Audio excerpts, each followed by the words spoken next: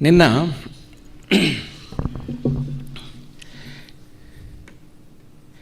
ఆత్మస్వరూపం, ఆ ఆత్మస్వరూపం అనుభవ రూపంలో ఉన్న తన యొక్క స్వరూపాన్ని ఎవరూ అందుకోలేకపోవటం అనేటువంటి ఇష్యూ గురించి మాట్లాడుకున్నాం. ఇది ఎందుకు అందుకోలేకపోతున్నారు అంటే రకరకాల కారణాలు ఉండొచ్చు. అందులో ప్రధాన కారణం సంస్కారాలు అని నిర్ణయించుకున్నాం.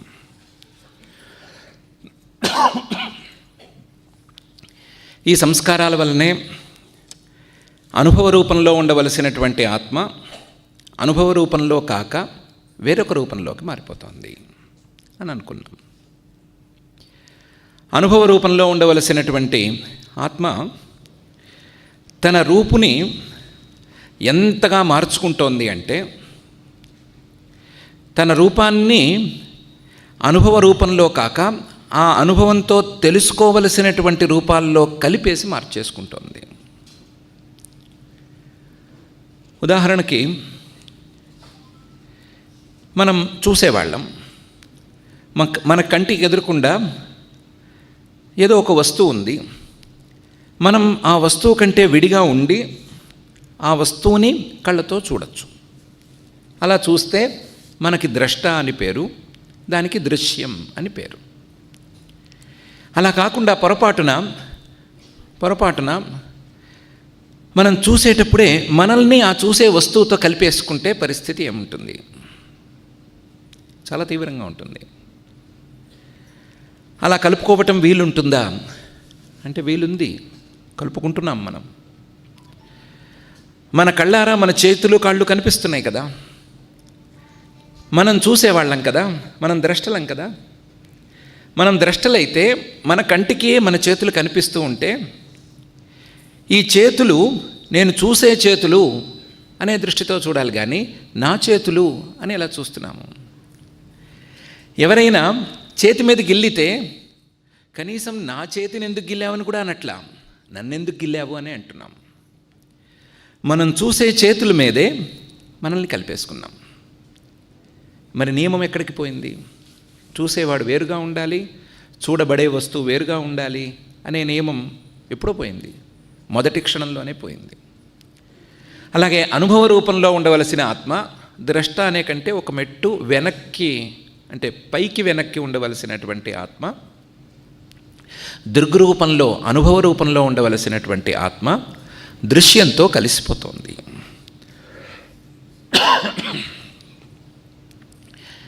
ఇప్పుడు నేను ద్రష్టనైతే, నేను చూసేవాడినైతే, నేను చూసే వస్తువులతో నన్ను కలిపేసుకుని చూడటాన్ని ఏమనాలి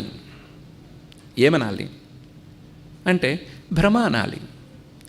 భ్రమ కాక ఇంకోటి అవ్వటానికి వీల్లేదు. నన్ను చూసే చేతులతో నన్ను కలుపుకుంటేనే భ్రమ అయితే అసలు సంబంధమే లేనటువంటి దృశ్యంతో దృక్స్వరూపాన్ని కలపటాన్ని ఏమంటారు అంటే గింటే మహాభ్రమ అంటారు కానీ అంతకు తక్కువైతే అనరు. ఆ భ్రమలే ఈ సంస్కారాల వలన కలుగుతున్నాయి. చూసేవాడు, చూసేటువంటి స్వరూపం, చూడబడేటువంటి వస్తువు ఇవేవి విడివిడిగా ఉండటం లేదు, అన్నీ కలిసిపోతున్నాయి, అన్నీ కలగాపులగంగా ఉన్నాయి. మనం చాలా క్లియర్గా ఉన్నామనుకునేటువంటి కన్ఫ్యూషన్లో ఉన్నాం. చాలా క్లారిటీ ఉంది కానీ కన్ఫ్యూషన్లో మాత్రమే క్లారిటీ ఉంది. ఏది తీసుకున్నా, ఏ వస్తువు తీసుకున్నా ఇంతే, మనకు చెందిన వస్తువు తీసుకున్నా ఇంతే. కొత్తగా ఇల్లు కట్టుకుని నీట్గా ప్లాస్టరింగ్ చేయించుకుని పెయింట్ చేయించుకుని ఒకసారి గృహప్రవేశం చేసిన తర్వాత మేకు కొట్టబుద్ధి అవుతోందా? ఆ మేకు ఏదో నాకైనా కొట్టు కానీ దానికి మాత్రం కొట్టద్దు అన్నట్టే ఉంటుంది. మనకు మేకు కొట్టడం అంటే లేదు, ఇంజక్షన్ అంతకు మించి లేదు. మరి మేకులు గుచ్చుకోలేం కదా. ఇదేమైంది అంటే చేతులు కాళ్ళు కాదు, దాన్ని దాటి ఇంటితో మనల్ని కలిపేసుకున్నాం. మన ఆస్తిలో పక్కవాడు తెలియక కొలతల్లో తేడా వచ్చి ఒక్క అడుగు క్రాస్ వచ్చాడనుకోండి, ఏమంటున్నాం? ఉన్నది 100 ఎకరాలు కదా, 100 ఎకరాల్లో ఈ అడుగు పోతేనేమి అని ఎప్పుడైనా అనుకున్నారా? అనుకోలేదు. ఎకరాలు ఎక్కువైన కొద్దీ అడుగుల మీద ఆయాసం, అడుగుల మీద యావ ఇంకా ఎక్కువ అవ్వచ్చు. ఎందుకు? ఆస్తితో కలిపేసుకున్నాం, పదవులతో, అధికారాలతో, అన్నిటితోనూ కలిపేసుకున్నాం. కలిపేసుకుని చూసే ప్రతి వస్తువుని చూస్తున్నాను అనేటువంటి క్లారిటీ లేకుండా, చూస్తున్నాను కంటే కూడా నేను అనేటువంటి భావనతో కలిపేస్తూ పెంచేస్తున్నాము. ఇవి పెరగ్గా సంస్కారాలు పెరగ్గా ఈ భ్రమలు, ఈ రెండు ఒకదానికొకటి పెనవేసుకుని పోయి భయంకరంగా తయారైనాయి.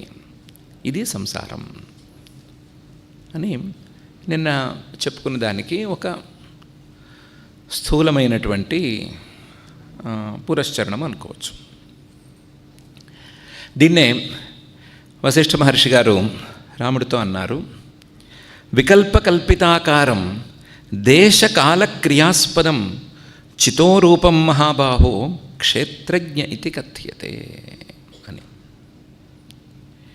వికల్పాలు, రకరకాల భ్రమలు, రకరకాలుగా ఉండేటువంటి భ్రమలు, ఎక్కడ లాజిక్కి అందనటువంటి భ్రమలు. కొన్ని భ్రమలు లాజిక్కి అందుతాయి, కొన్ని భ్రమలు లాజిక్ కూడా లొంగవు. లాజిక్కే లొంగనటువంటి భ్రమలు, రకరకాల భ్రమలు. ఆ భ్రమలన్నీ గనక గూడు కట్టుకుంటే, ఆ గూడు కట్టుకున్న వాడిని అనుభవ స్వరూపం అని పిలవలేము, లేదా దృక్స్వరూపం అని, ఆత్మ అని, ఇంకోటని పిలవలేము. అందుకని వాడికి ఇంకో పేరు పెట్టాల్సి వస్తుంది, పెట్టేస్తున్నాము. ఏమని పేరు పెడుతున్నాము? క్షేత్రజ్ఞ అని పేరు పెడుతున్నాము. క్షేత్రజ్ఞ అని వీడికి పేరు. జీవుడు అని ఇంకొక భాషలో పేరు, క్షేత్రజ్ఞ అని ఈ భాషలో పేరు. ఈ క్షేత్రజ్ఞ చితో రూపం, వాస్తవానికి చైతన్యం లేదా జ్ఞానం లేదా అనుభవం లేదా ఆత్మ దీని యొక్క రూపమే ఇదే. కానీ ఇవి అనుభవం చుట్టూ గూళ్ళలాగా ఈ భ్రమలు పేరుకుపోయి ఉన్నాయి. భ్రమలు పేరుకున్నటువంటి దీన్ని క్షేత్రజ్ఞ అని పిలుస్తున్నాము.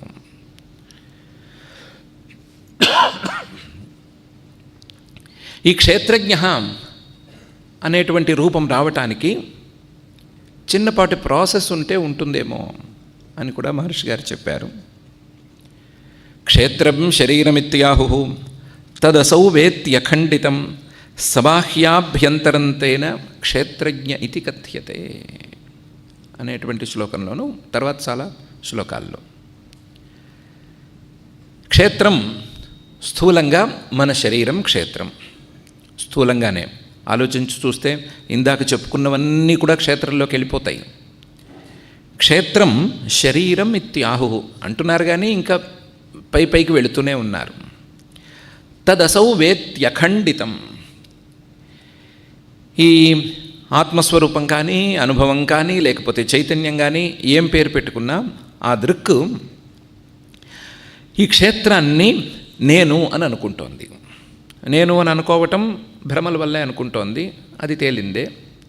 తదసౌ వేత్యఖండితం సబాహ్యాభ్యంతరం. ఎలా అనుకుంటోంది? ఈ క్షేత్రం శరీరం, దీనికి ఒక తోలు ఉంది కదా, ఆ తోలుని ఒక గీత కింద పెట్టుకుంటే ఆ తోలుకు లోపల ఉన్నవన్నీ కూడా నేనే. ఆభ్యంతరం, తోలు అనేది గీత, ఆ తోలుకు లోపల ఉన్నవన్నీ కూడా నేనే. బాహ్యం, ఈ తోలుకు బయట ఉన్నవన్నీ కూడా నేనే. తోలు లోపల బయట అనే గీత ఎందుకు వచ్చిందో తెలియదు, కానీ వచ్చిందో గీత, ఆ గీతకి బయట లోపల అంతా కూడా నేనే అని వాడు భ్రమపడుతున్నాడు. ఈ భ్రమకి కారణమేమవచ్చు అంటే ఆయన వెరైటీ కాన్సెప్ట్ చెప్పారు. సంస్కారాల గురించి మాట్లాడుకున్నాం కదా, ఆ సంస్కారాలు గనక ముదిరిపోతే అవి సంకల్పాలుగా తయారైపోతాయి. సంకల్పాలు గనక ముదిరిపోతే అది అహంకారంగా మారిపోతుంది. అహంకారం గర్వం కాదు, నేను అనేటువంటి భావన, నేను అనే భావనగా ముదిరిపోతుంది. ఆ నేను అనే భావన ముదిరిపోతే తర్వాత జరగాల్సిందంతా జరిగిపోతుంది. ఇదే ప్రాసెస్, చిన్న ప్రాసెస్సే. సంకల్పాలు అనేవి రకరకాలుగా చెప్పుకోవచ్చు. కొత్తగా వస్తువుని చూడటం అనే తీరులో చెప్పుకోవచ్చు. ఈ వస్తువు బాగుంది అని అనుకోవటం అనే తీరులో చెప్పుకోవచ్చు. బాగుందా లేదా అనే విచారణ చేయటం అనే తీరులో చెప్పుకోవచ్చు. ఆ వస్తువు కావాలని కోరేంత వరకు ఉండేటువంటి మొత్తం అవస్థలన్నిటినీ కూడా చెప్పుకోవచ్చు. ఈ సంకల్పాలు ఎక్కడి నుంచి కలుగుతున్నాయి? ఈ సంస్కారాల నుంచి కలుగుతున్నాయి. సంస్కారాలు ముదిరితే సంకల్పాలు అవుతున్నాయి. సంకల్పాలు ముదిరితే నేనుగా మారిపోతుంది. వాసనాం కల్పయన్ సోపి యాత్యహంకారతాం పునః అహంకారోపి నిర్ణేత కలంకీ బుద్ధిరుచ్యతే అని క్రమంగా ప్రాసెస్ చెప్పారు. వాసన సంస్కారాలు, ఈ సంస్కారాలని బాగా గనక ముద్రపెట్టేస్తే అవి సంకల్పాలుగా మారిపోతాయి. ఆ సంకల్పాలు కాస్త అహంకారంగా మారుతుంది. అహంకారం కాస్త మళ్ళీ బుద్ధిగా మారుతుంది. బుద్ధిగా మారితే ఇంకా పైన జరగాల్సింది జరుగుతుంది. ఇంకా కూడా శరీరము ఇవన్నీ రావటం, ఆ ప్రాసెస్ అంతా చెప్పారు. వీటన్నిటిలో నేను అనేటువంటి భావన ముదిరి పాకాన పడుతూనే ఉంటుంది. ఎంత ముదిరి పాకాన పడుతూ ఉంటే అంత కొత్త భ్రమ అనేది దాపురిస్తుంది. ఇది దీని యొక్క వరస. ఇంకొక ఆశ్చర్యం, ఏవం జీవాశ్రితా భావాః భావభావనయా ఈహితాః బ్రహ్మణః కల్పితాకారాః లక్షశోప్యథ కోటిశః. ఇవన్నీ జీవుడి యొక్క రూపాల కిందకి బయటకు వస్తున్నాయి. జీవుడి యొక్క రూపాలు అనే కంటే కూడా వీటిని జీవాశ్రితాః భావాః అని చెప్పడం సరి అయింది. జీవుడు లేదా అనుభవం ఇది లేనిదే ఈ భావాలు రావు. అనుభవం అనేది లేకపోతే చూసే వస్తువు దానికి విలువ లేదు. దృక్ అనేది లేకపోతే దృశ్యానికి ఉనికి లేదు. ఇలా ఉన్నప్పుడు జీవుణ్ణి ఆశ్రయించుకుని ఉండవలసినటువంటి ఈ భావాలన్నీ కూడా జీవుడికి ఆశ్రయంగా మారిపోయినాయి. జీవుడు ఉంటే, అనుభవ రూపంలో ఉండేటువంటి జీవుడు ఉంటే కనిపించేటువంటి వస్తువులన్నీ జీవుడికి స్థానాల కింద మారిపోయినాయి, తిరగదిప్పుకొచ్చేసినాయి. జీవాశ్రితా భావాః ఇవి బ్రహ్మణః కల్పితాకారాః. ఇవి తీసేస్తే గనక మిగిలేది బ్రహ్మ. ఆ బ్రహ్మ తాలూకు కల్పితమైనటువంటి ఆకారాలు ఇవి లక్షల కొద్దీ, కోట్ల కొద్దీ, లక్షల కోట్ల కొద్దీ ఉన్నాయి. ఒకటి కాదు, రెండు కాదు, చాలా ఉన్నాయి అని చెప్పారు.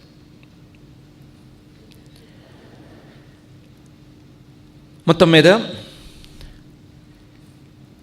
సంకల్పాలు, ఆ సంకల్పాలు ముదిరితే వచ్చేటువంటి అహంకారం ముదిరితే వచ్చేటువంటి ఈ జీవుడి తాలూకు శరీరాలు లేదా పైన వ్యవహారాలు, నేను అనేటువంటి భ్రమలు, వీటన్నిటిని గురించి ఒక చిన్న వరసలో ఆయన చెప్పుకొచ్చారు.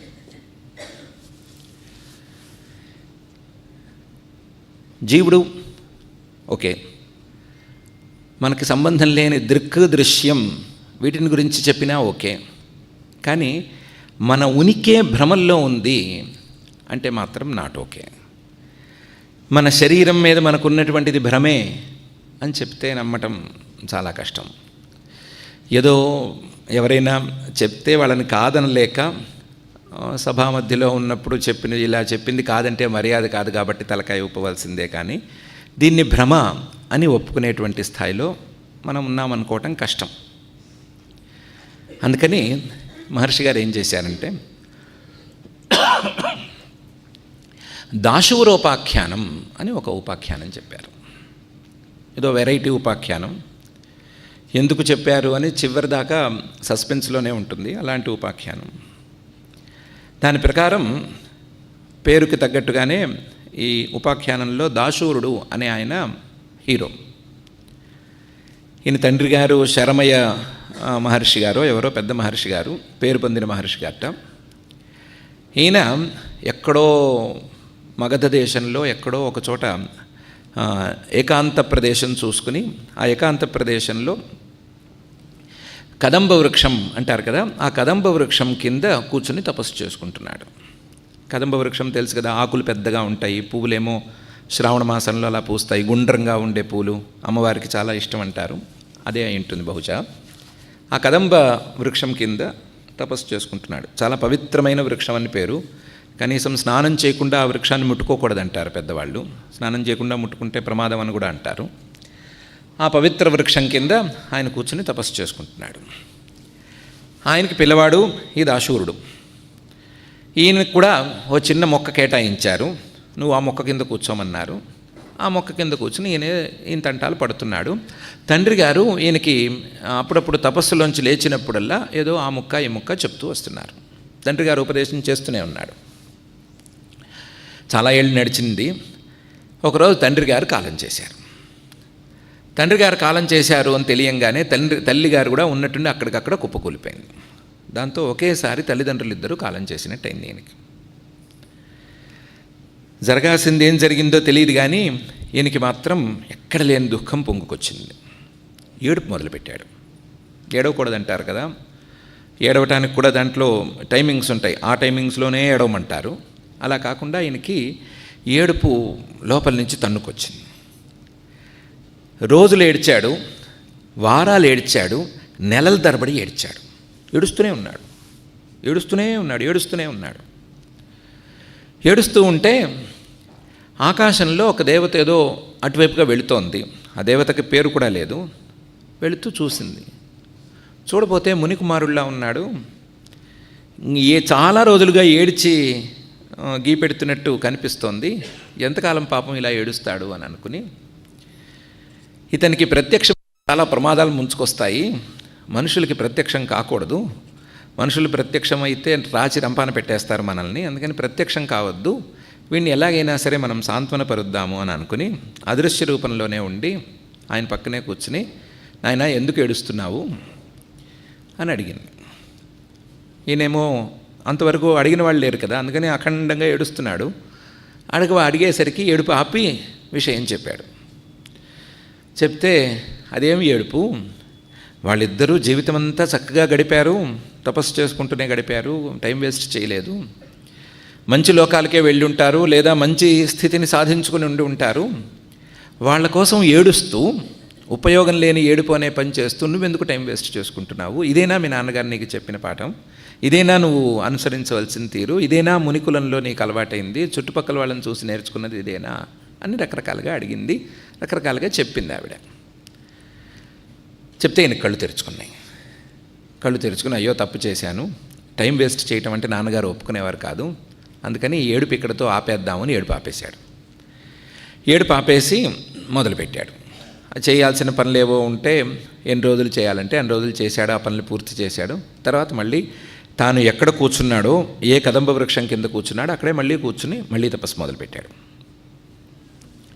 తపస్సు మొదలు పెడితే తపస్సు సాగుతోంది కానీ మధ్యలో ఏవో విఘ్నాలు వస్తున్నాయి. ఆ విఘ్నాలని ఆపుకోవటం ఈయనకి చేత కావట్లేదు. పెద్ద పెద్ద విఘ్నాలేం కాదు, మన భాషలో చెప్పుకోవాలి అంటే తపస్సులో కూర్చుని ఆలోచించుకుంటే ఆత్మవిచారణ మొదలు పెడదాము అనగానే మనసు డైవర్ట్ అయిపోతుంది, మనసు ఎటో వెళ్ళిపోతుంది. దాన్ని మళ్ళీ తేవటం కుదరటం లేదు, ఎంత కష్టపడ్డా సరే రావట్లేదు. పోనీ కాసేపు వదిలేసి మళ్ళీ తెప్పించి కూర్చుందామంటే మిగతా వాటికి ఓకే, కానీ ఆత్మ అనగానే పారిపోతుంది. దీన్ని ఎలాగా అని ఆలోచించి బహుశా ఈ ప్రదేశం పవిత్రమైన ప్రదేశం కాకపోయి ఉండొచ్చు, ప్రదేశం పవిత్రం కాకపోతే మంచి ఆలోచనలు రావు, అందుకని నాకు మంచి ఆలోచనలు రావట్లేదు, నా సాధన సాగట్లేదు, నాన్నగారు చెప్పిన విచారణ ముందుకు వెళ్ళట్లేదు, అందుకని పుణ్య ప్రదేశాల్లో ఏదో ఒక ప్రదేశాన్ని ఎంచుకొని తపస్సు చేస్తాను అని అనుకుని ఆ కదంబ వృక్షం విడిచిపెట్టి తిరిగాడు.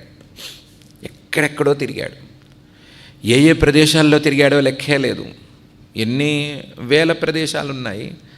అన్ని వేల ప్రదేశాల్లో ప్రతి చెట్టు దగ్గర, ప్రతి పుట్ట దగ్గర, ప్రతి రాయి దగ్గర, ప్రతి రప్ప దగ్గర అన్ని చోట్ల కూర్చున్నాడు. ఎక్కడ కూర్చున్నా సరే మిగతా ఏం చేసినా మనసు ఓకే అంటుంది, కానీ ఆత్మ అనగానే ఎటో ఎగిరిపోతుంది. ఆశ్చర్యమేం కలగటం లేదు, ఎగిరిపోతుంటే అసలు భూమి మీద పవిత్ర ప్రదేశం అనేది లేదు అని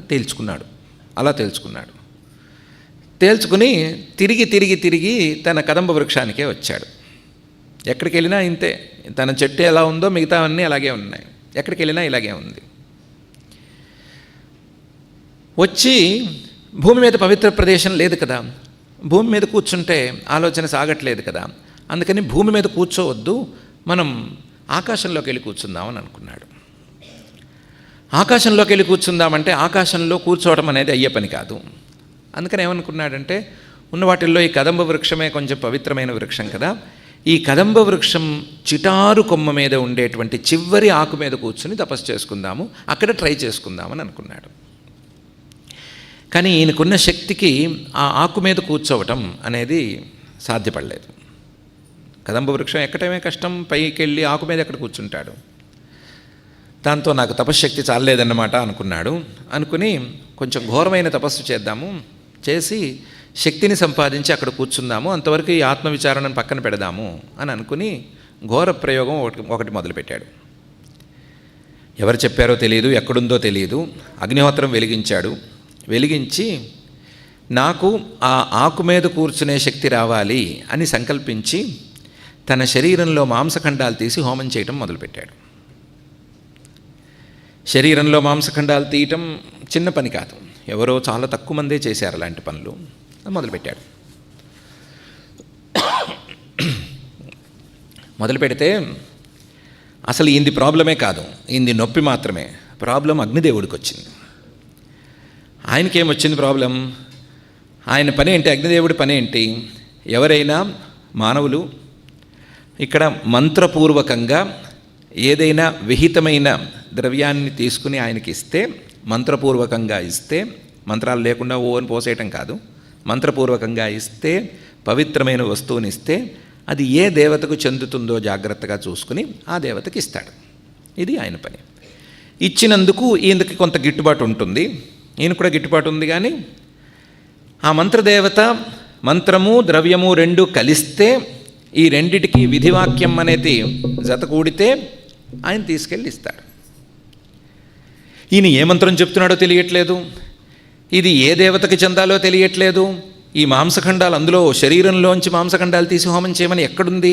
అగ్నిదేవుడికే తెలియట్లేదు, ఎవరికి ఇవ్వాలో తెలియట్లేదు. పోనీ దేవతాలోకంలోకి తీసుకెళ్ళి అయ్యా ఎవరికి చెందితే వాళ్ళు తీసుకోండి అందామా? వాళ్ళు నానా మాటలు అంటారేమోనని భయం. నీ పని ఏంటి? తెలుసుకుని విడివిడిగా సార్ట్అవుట్ చేసి ఇవ్వాలి కదా. అలాంటి వాడివి నువ్వు ఇవ్వకుండా మమ్మల్ని ఎంచుకోమంటావేంటి? అసలు వాడు తప్పుడు పని చేస్తే నువ్వు అసలు ఎందుకు తెచ్చావు ఆహుతి అని అడుగుతారేమో అని భయం. దాంతో ఆయన పాపం మల్లగుల్లాలు పడి, ఈ హోమం ఎక్కువసేపు సాగితే నా ఉనికికే ప్రమాదము, ఇది లాభం లేదు అని ఈయన ముందు టకేమని సాక్షాత్కారం అయ్యాడు, ప్రత్యక్షమయ్యాడు. ఈయన ముందు ప్రత్యక్షమయ్యి, నాయన మొదలు ఈ పని ఆపు, నువ్వు నాలో వేసిన మాంసఖండాలన్నీ నీకు ఇచ్చేస్తాను, అవి తీసేసుకుని నీకేం కావాలో చెప్పు, తొందరగా చెప్పు, అంతే తప్ప ఈ పనులు చేసి నా ప్రాణాలు తీయకన్నాడు. ఈయన అన్నాడు, నాకు భూమి మీద పవిత్ర ప్రదేశం అనేది కనిపించలేదయ్యా, నేను కూర్చుని ఆత్మవిచారణ చేసుకోవటానికి పవిత్ర ప్రదేశం కావాలి, ఇది కదంబ వృక్షం తాలూకు చివరి ఆకు మీదే అని అనిపిస్తోంది, అక్కడ నేను కూర్చునేటట్లు, నేను కూర్చుని ఆలోచన చేసుకునేటట్లు నాకు వరం ఇవ్వు అన్నాడు. అగ్నిదేవుడు అదేం పెద్ద పని కాదు, ఇచ్చేస్తాను పో, వెళ్ళి కూర్చోమన్నాడు. అదేం పెద్ద ఇష్యూ కాదు, ఎందుకంటే బయటికి చెప్పకూడదు కానీ, కథల్లో ఉన్నప్పుడు చెప్పకూడదు కానీ, నీకున్న స్థాయికి నువ్వు అంత ఎత్తుకు ఎదిగావు, నీకు ఈ భూమి మీద ఏ వస్తువు మీద కనీసం పవిత్రం మంచిది అనేటువంటి భావన కూడా లేదు, మంచిది అనేటువంటి భావన కూడా లేదు, ఇది నాది అని కానీ నాకు కావాలి అని కానీ నీకేమీ లేదు, చివరికి నీ శరీరం మీద కూడా నీకేమీ భావన లేదు, ముక్కలు చేసి పారేయటానికి కూడా సిద్ధంగా ఉన్నావు. కాబట్టి నీలాంటి వాడికి అంత ఎత్తునివ్వటం అనేది కష్టం కాదు, మిగతా వాళ్ళకి ఇస్తేనే ఇబ్బంది, కాబట్టి తీసేసుకో అన్నాడు. దాంతో ఈయన కాపురం చెట్టు కింద నుంచి చిటారు కొమ్మ మీదకి మారింది. ఆ ఆకు మీద కూర్చుని ఆయన మొదలుపెట్టాడు. అక్కడ కూడా ఆయనకేమీ సాగలేదు. సాగకపోతే ఆయన ఏం చేశాడంటే తపస్సు మొదలుపెట్టాడు. సాగిందే చేద్దాం అనుకున్నాడు ఈసారి. ఏం సాగితే అదే చేద్దాం అనుకున్నాడు. ఏం సాగితే అది చేద్దాం అనుకుంటే మనస్సును లోపల కూర్చోబెట్టి ధ్యానం చేయించటం అనేది చాలా చాలా కష్టం కదా. దానికంటే కూడా బహిరంగంగా పనులు చేయటమే చాలా ఈజీ. బహిరంగంగా పనులు చేద్దామా అని అనుకున్నాడు. బహిరంగంగా పనులు చేయటానికి ఉండే యోగ్యతని మొత్తాన్ని నేను కోల్పోయి ఉన్నాడు. బహిరంగంగా ఏమైనా చేయాలంటే భూమి మీద ఉండాలి, భూమి మీద లేడాయే, కాబట్టి బహిరంగంగా చేసే యోగ్యత లేదు. లోపల కూర్చుని చేద్దాము అంటే ధ్యానమేమో సాగటం లేదు. ఆత్మవిచారణ అంటే ఈ మనసు అక్కడి నుంచి పైకి వెళ్తుంది. ఇంతవరకు అయితే కింద నుంచి చెట్టుకు వెళ్ళేది, ఇప్పుడు అక్కడి నుంచి పైకి వెళ్తుంది. ఇలా కాదనుకున్నాడు ఆయన. రెండిటికి మధ్యలో ఉండే మార్గం వెతుక్కోవాలని అనుకున్నాడు. అనుకుని తండ్రి గారు వాళ్ళు చెప్పినటువంటి యజ్ఞయాగాదులు ఆ ప్రయోగాలన్నింటినీ ఒకసారి మనసులో నెమరు వేసుకున్నాడు. వేసుకుని మానసికంగా ఈ యజ్ఞయాగాలు చేయటం మొదలుపెట్టాడు. యజ్ఞయాగాలు ఎన్ని రోజులు చేస్తారో అన్ని రోజులు మానసికంగా తాను కూర్చున్నట్టు, దీక్షలో కూర్చున్నట్టు, తర్వాత హోమం చేస్తున్నట్టు, ఋత్విక్కులు ఉన్నట్టు వాళ్ళందరూ అక్కడ చేరి యజ్ఞం చేస్తున్నట్లు మానసికంగా భావం చేయటం మొదలుపెట్టాడు. ఇలా కొన్ని లక్షల యజ్ఞాలు చేశాడు ఆయన. మానసికంగా లక్షల యజ్ఞాలు చేశాడు. ఏ కళనుందో పాపం ఆయనకి మనస్సు సహకరించింది, ఆ యజ్ఞాలకి సహకరించడంతో ఆయనకి ఇన్ని లక్షల యజ్ఞాలు చేసినటువంటి ఫలితం క్రమక్రమంగా కూడింది. చేసేటప్పుడు పాపం సకామంగా చేయలేదు. ఫలానా ఫలితం కావాలి, స్వర్గం కావాలి, నరకం కావాలి అనుకుని ఏం చేయలేదు, నిష్కామంగా చేశాడు. దాంతో మనస్సుకి కాస్తంత ఏకాగ్రత అలవడింది. అలవడితే ఇప్పుడు ఆత్మవిచారణ అంటూ మొదలు పెడతాడు కదా, ఆ మొదలు పెట్టినప్పుడు కుదురుగా కూర్చోవటం అనేది అనుభవంలోకి వచ్చింది.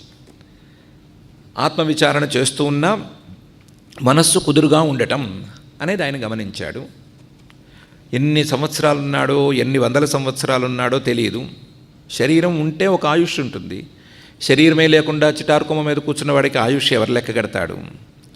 ఆయన అలా యజ్ఞాలు చేసుకుంటూనే ఉన్నాడు, ఆత్మవిచారణ చేసుకుంటూనే ఉన్నాడు. ఆయనకి తెలియదు, ఆయన్ని చాలామంది గమనిస్తూ ఉన్నారు. గమనించిన వాళ్ళు ఆయనకు నిక్నేమ్ కూడా పెట్టేశారు.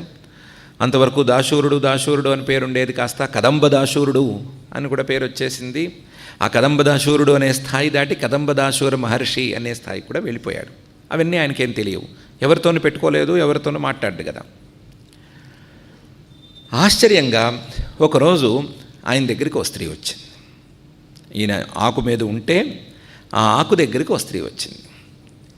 వచ్చి దీనంగా మొహం పెట్టుకుని ఉంచుంది. ఈయన అంతవరకు ఎవరితో మాట్లాడి ఎరిగినవాడు కాదు. చాలా రోజులైంది ఎవరితోనైనా మాట్లాడి, ఎప్పుడో ఆ దేవతతో మాట్లాడడమే, మళ్ళీ మాట్లాడింది లేదు. ఏమమ్మా దీనంగా ఉన్నావు అని అడిగాడు. అంటే ఆవిడ చెప్పింది, నువ్వు తపస్సు చేస్తున్న ఈ వన ప్రాంతానికి దేవతని, ఈ వనదేవతని. మొన్న ఈ మధ్య వనదేవతల సమావేశం అని ఒకటి చేశారు స్వర్గంలోనూ. ఆ సమావేశానికి ఏదో తిథి కూడా చెప్పింది ఆవిడ, చైత్రశుద్ధ త్రయోదశి అని. చైత్రశుద్ధ త్రయోదశి రోజున వనదేవతల సమావేశం అని ఏర్పాటు చేశారు. ఎక్కడ? స్వర్గంలో నందనవనంలో, ఇంద్రుడి పర్సనల్ గార్డెన్లో ఏర్పాటు చేశారు. ఆ సమావేశానికి ఎక్కడెక్కడి వనదేవతలు వచ్చారు. ఇంద్రుడికో వనదేవత ఉంది, కుబేరుడికి ఉంది, వాళ్ళకుంది, వీళ్ళకుంది, చాలా వనాలు ఉన్నాయి. ఆ వనదేవతలందరూ వచ్చారు. అందరూ నన్ను చాలా చాలా నీచంగా చూశారు. నేను భరించలేకపోయాను, అందుకని నీ దగ్గరికి వచ్చానండి. ఏం నీచంగా చూశారు, ఏం భరించలేకపోయారు అంటే, వాళ్ళందరికీ సంతానం ఉందిట, నేను ఒక్కదాన్నే సంతానం లేనిదానిట. నన్ను సంతానం లేనిది అని చెప్పి కొంచెం తక్కువ స్థాయిగా చూశారు. కొంచెం కాదు, చాలా తక్కువగా స్థాయిగా చూశారు. నేను ఇది భరించలేక మధ్యలోంచే వాకౌట్ చేసి వచ్చేసాను అని అంది. వాళ్ళు నిన్ను నీచంగా చూస్తే నేనేం చేయను, నా దగ్గరికి ఎందుకు వచ్చావన్నాడు. నేను కాదు, ఇన్ని రోజులుగా నేను నిన్ను గమనిస్తూ వస్తున్నాను, నాకెందుకో నీ ద్వారా నాకు సంతానం కలిగితే బాగుంటుంది అని ఉంది. నీ ద్వారా గనక సంతానం కలిగితే నా సంతానం బ్రహ్మజ్ఞానం కలిగిన సంతానం అవుతుంది. వాళ్ళ సంతానాలన్నీ పిచ్చి సంతానాలు, ఏవో అక్కడ ఇక్కడ జులాయిగా తిరిగే సంతానాలు. నీ వల్ల సంతానం కలిగితే నాకు బ్రహ్మజ్ఞాని పుడతాడు, కాబట్టి బ్రహ్మజ్ఞానిని నాకు పుత్రుడిగా అనుగ్రహించు, అదే నా కోరిక అని అడిగింది. ఆయనకే తెలియదు, చాలా చాలా పై స్థాయికి ఎదిగిపోయాడు. ఇలాంటి వాటికి కనీసం కోపగించుకునే పరిస్థితిలో కూడా లేడు. తపస్సుల్లో చాలా స్టెప్పులు ఉంటాయి కదా, అందులో మొదటి స్టెప్లో ఇలాంటి ఆఫర్ ఏమైనా వస్తే దిగిపోయేటువంటి స్టెప్పు, తర్వాత కోపగించుకునే స్టెప్పు, తర్వాత నువ్వు నా జోలికి వచ్చావంటే మాత్రం తాట తీసేస్తాననే స్టెప్పు, ఇలాంటి ఎన్నో స్టెప్పులు ఉంటాయి. వాటన్నిటినీ దాటిపోయాడు. దాటిపోయి కోపగించుకోలేదు, వనదేవత వచ్చింది కదా, ఇన్నాళ్ళు ఒంటరిగా ఉన్నాం కదా, పోనీ వివాహం చేసుకుందాం కదా అని కూడా అనుకోలేదు. ఏమీ అనుకోకుండా ఇదేదో పరమేశ్వర సంకల్పం అయి ఉంటుంది, మనం కాదనద్దులే అని అక్కడే కదంబ పుష్పం ఒకటి పువ్వు ఉంటుంది కదా, ఆ పువ్వు కోసి ఆవిడ చేతిలో పడేసి సంతానం కలుగుతుంది వెళ్ళిరా అన్నాడు. ఆవిడంది, నేను ఇక్కడే కూర్చుని నీకు సహాయం చేస్తాను, నీకు సేవ చేసుకుంటాను అంది. నువ్వు నాకు సేవ ఇవేం చెయ్యొద్దు, నీ మానాన్ని నువ్వు వెళ్ళిరా, నీకు సంతానం కలుగుతుంది, నువ్వు అనుకున్న బ్రహ్మజ్ఞాని నీకు పుత్రుడుగా పుడతాడు, వెళ్ళిరా అని చెప్పాడు. చెప్పినవాడు ఆవిడ్ని పంపించిన మరుక్షణం ఆవిడ గురించి మర్చిపోయాడు. మర్చిపోయి 12 సంవత్సరాల పాటు తన మానాన్ని తానున్నాడు. 12 సంవత్సరాల తర్వాత ఈ వనదేవత గారు మళ్ళీ ప్రత్యక్షం. ఈసారి చేతికి ఓ 11 ఏళ్ల పిల్లవాడు. అయ్యా, మీ అనుగ్రహంతో పుట్టినవాడు వీడు, మీరు ఆ రోజు పువ్వు ప్రసాదంగా ఇచ్చారు, మీ అనుగ్రహంతో పుట్టాడు. వీడికి ఎక్కడెక్కడో వనదేవతని కదా, నా దగ్గర తపస్సు చేసుకుంటున్నటువంటి మహర్షుల దగ్గరికి, వాళ్ళ దగ్గరికి, వీళ్ళ దగ్గరికి తీసుకెళ్ళి ఏవేవో విద్యలు చెప్పించాను. వీడికి రాని వేదం లేదు, 11 ఏళ్ల పిల్లాడు, రాని వేదం లేదు, రాని శాస్త్రం లేదు, రాని చదువు లేదు, ఏ చదువుకి ఢోకా లేదు, అన్ని చదువులే వచ్చినాయి. కానీ మీరు అన్నట్టు బ్రహ్మజ్ఞానం మాత్రం అవ్వలేదు. ఆత్మ అంటే వినడు వీడు, ఆత్మ అంటే మొహం చిట్లిస్తాడు, ఆత్మ అంటే ఇంకో రకమైన ఆత్మ అని కూడా అనుకుంటాడు. అందుకని మీ మాట నిజం అవ్వాలంటే వీడిని మీరు దగ్గర ఉంచుకుని కాస్త వీడికి చెప్పాల్సిన మాటలు ఏవో చెప్పండి, వీడిని మీ మాట ప్రకారం బ్రహ్మజ్ఞానిని చేసేయండి అని చెప్పి ఆయన ఒక కండిషన్ పెట్టాడు. ఒప్పుకున్నాడు అనే విషయంలో డౌట్ ఏం లేదు. కండిషన్ పెట్టాడు. ఏమని పెట్టాడు? వీడు నాకు శిష్యుల్లా ఉండాలి, ఉండే మాట అయితే ఓకే అని. మాటిమాటికి నాన్న అని అది ఇది డాడీ అని పిలిస్తే ఒప్పుకోను, గురువు, నేను గురువుని, వీడు శిష్యుడు అనే భావంతో గనక ఉండే మాట అయితే నేను వీడికి చెప్తానన్నాడు. తల్లి కొడుకులు ఇద్దరు ఒప్పుకున్నారు. ఒప్పుకుని ఈయన దగ్గర ఉంచారు. ఈయన వాడికి, ఆ పిల్లవాడికి కూర్చోపెట్టి ఉపదేశం చేయటం మొదలుపెట్టాడు. మరి చిన్నపిల్లవాడు కదా, 11 ఏళ్ల పిల్లవాడు, ఆత్మ అంటేనే మొహం చిట్లిస్తున్నాడు. అప్పటికి విద్యలన్నీ వచ్చినా సరే ఆత్మతత్వం అనే మాట వినటానికి ఒప్పుకోవటం లేదు. అంటే వీళ్ళు రకరకాల ఇంకా బాల్యపు ఛాయలున్నాయి. ఈ బాల్యపు ఛాయలు పోవాలి అంటే వీడికి కథల ద్వారానే ఉపదేశం చేయాలి అని అనుకుని కథలు చెప్తూ వచ్చాడు. రకరకాల కథలు చెప్పుకుంటూ వచ్చాడు. దీనికి తోడు ఈ దాశూర మహర్షి గారు, కదంబ దాశూర మహర్షి గారు చాలా కష్టపడి కదా ఆత్మజ్ఞానాన్ని సాధించుకున్నాడు. ఎప్పుడో చిన్నప్పుడు తండ్రి గారు చెప్పిన మాటలు 4 ఉన్నాయి. తర్వాత మనస్సు కూర్చోలేదు. మనస్సు కూర్చోకపోతే ప్రపంచమంతా తిరిగాడు, భూమంతా తిరిగాడు, ఎక్కడా కూర్చోబుద్ధి కాలేదు. ఎక్కడో కష్టం మీద చివరికి శరీరం ముక్కలు చేసుకుని పైకి వెళ్ళి కూర్చుందామని అనుకుని అంత ప్రయత్నం చేస్తే అసలు తిష్ట కుదిరింది. ఆ తర్వాత ఎన్నో సంవత్సరాల పాటు మానసిక యజ్ఞాలు చేస్తే తర్వాత నిష్ట కుదిరింది. అది అయిన తర్వాత ఆత్మవిచారణ వచ్చింది. ఎంత కష్టపడి ఉంటాడు, ఎంత ఫ్రస్ట్రేట్ అయ్యి ఉంటాడు, ఎన్ని రకాల ఉదాహరణలు ఆలోచించుకుని ఉంటాడు, ఎన్ని రకాల ఎక్సర్సైజులు చేసుకుని ఉంటాడు, ఎన్ని కొట్టేసుకుని ఉంటాడు. ఇది కాదు, ఇది బాగాలేదు, ఇది బాగుంది, ఇది సరిగ్గా చివరి దాకా వెళ్ళట్లేదు, ఇదేమి ప్రామాణికంగా లేదు, ఈ ఉదాహరణతో వెళితే వెర్రితలలు వేసే ప్రమాదం ఉంది అని ఎన్ని రకాల ఆలోచనలు చేసుకుని ఉంటాడు. ఒక్కడే కూర్చుని ఓపికగా చేసుకున్న ఆలోచనలు కదా. ఆ బలంతో ఉదాహరణలు తనే కనిపెట్టి ఆ ఉదాహరణలతో రోజుకో కథ చొప్పుని చెప్పి పిల్లవాడికి బోధన చేస్తూ ఉండేవాట. అడగాల్సిన ప్రశ్న ఇంకోటి కూడా ఉంది. ఈయనైతే చిటార్ కొమ్మ మీద కూర్చున్నాడు, పిల్లవాడు అంత స్థాయిలోనే ఉన్నాడు, అందులోనూ వనదేవత తాలూకు కుమారుడు కాబట్టి అతను అక్కడే ఉన్నాడు. ఆ కొమ్మ మీదే, ఆ ఆకు మీదే కూర్చున్నాడు. ఆ ఆకు మీదే కూర్చుని గురూజీ గురూజీ అని పిలుస్తూనే ఉన్నాడు. ఈ గురూజీ వారు అతనికి కథలు చెప్తూ వచ్చాడు. ఇంతవరకు చెప్పి వశిష్ఠ మహర్షి గారు ఒకసారి చిన్న పాస్ ఇచ్చారు. ఇచ్చి, ఇదేదో కల్పితంగా ఉదాహరణగా నేను చెప్తున్నానని అనుకునేరు, ఇది నిజంగా జరిగింది, నిజంగానే జరిగింది, ఇదేదో యోగ వాసిష్టం అంటేనే కల్పిత కథల సమాహారం అని అనుకునేరు, నిజంగా జరిగింది. నేను వెళ్ళాను అక్కడికి, నేను వెళ్ళినప్పుడు ఈ తండ్రి కొడుకుల సంభాషణ కూడా వినటం అయింది, నేను వినే చెప్తున్నాను అని చెప్పి పాస్ ఇచ్చి, వశిష్ఠ మహర్షి గారు ఒకరోజు గంగోత్రిలో స్నానం చేద్దామని, ఆకాశగంగలో స్నానం చేద్దామని బయలుదేరారట. బయలుదేరితే దారిలో ఇది తగిలింది. అప్పటికి అర్ధరాత్రి అయింది. ఇంకా అర్ధరాత్రి పూట ప్రయాణం ఎందుకులే, మనం కాసేపు ఈ కదంబ వృక్షం కింద కూర్చుందాము అనుకుని కూర్చున్నాను. కూర్చుంటే ఏదో తుమ్మెదల ఘీంకారం లాంటి శబ్దం వినిపించింది. తుమ్మెదలు అని కదులుతూ ఉంటే ఎలాంటి శబ్దం వస్తుందో అలాంటి గంభీరమైన స్వరం వినిపించింది. ఏంటానో ఒకసారి తలెత్తి పైకి చూస్తే ఆ కొమ్మ చివరన, చెట్టు చివరన ఒక పెద్ద ఆయన, ఒక చిన్న పిల్లవాడు ఇద్దరు కూర్చుని ఉన్నారు. వాళ్ళిద్దరూ మాట్లాడుకుంటున్నారు అని చూశాను. చూసేసరికి వాళ్ళిద్దరు ఏం మాట్లాడుకుంటున్నారు, ఈ అర్ధరాత్రి పూట వాళ్ళ సంభాషణ ఏమై ఉంటుంది అని నేను జాగ్రత్తగా విన్నాను. వింటే ఆయన నేనే ఊహించలేనంత అద్భుతమైన కథ ఒకటి చెప్పాడు పిల్లవాడికి. చెప్తూ పిల్లవాడికి ఏదో ఉపదేశం చేస్తున్నాడు అని చెప్పారు. వశిష్ఠ మహర్షి గారికి ఆశ్చర్యం వేసిందిట, ఇంత కథ చెప్పగలరా ఒకళ్ళు అని. ఆయన ఏం కథ చెప్తున్నాడు, కదంబదాశూర మహర్షి గారు తన పిల్లవాడికి, శిష్యుడికి ఒక కథ చెప్తున్నాడు. ఏమని, అనగనగనగనగా ఒక ఊళ్ళో పెద్ద మహారాజు గారు ఉండేవారు. ఆ మహారాజు గారు పేరుకి మహారాజే కానీ కొంచెం మెంటల్వాడు, ఒక రకమైన చపల చిత్తుడు. చాలా సామర్థ్యం ఉంది కానీ ఆ సామర్థ్యం ప్రకారమే నడుచుకుంటాడని రూల్ లేదు. ఎంత సామర్థ్యం ఉండేది అంటే బ్రహ్మ విష్ణు మహేశ్వరులు కూడా ఆయన ఏమన్నా ఒక మాట చెప్తే వెంటనే టకీమని చేసేసేవాళ్ళు. బ్రహ్మాదులైనా సరే ఆయన మాటని కాదనటానికి వీల్లేదు, అంత సామర్థ్యం ఉండేది. అంత సామర్థ్యము ఒక్కొక్కప్పుడు ప్రదర్శించేవాడు, మరొకప్పుడు ఏమీ సామర్థ్యం లేనట్టు ఉండేవాడు.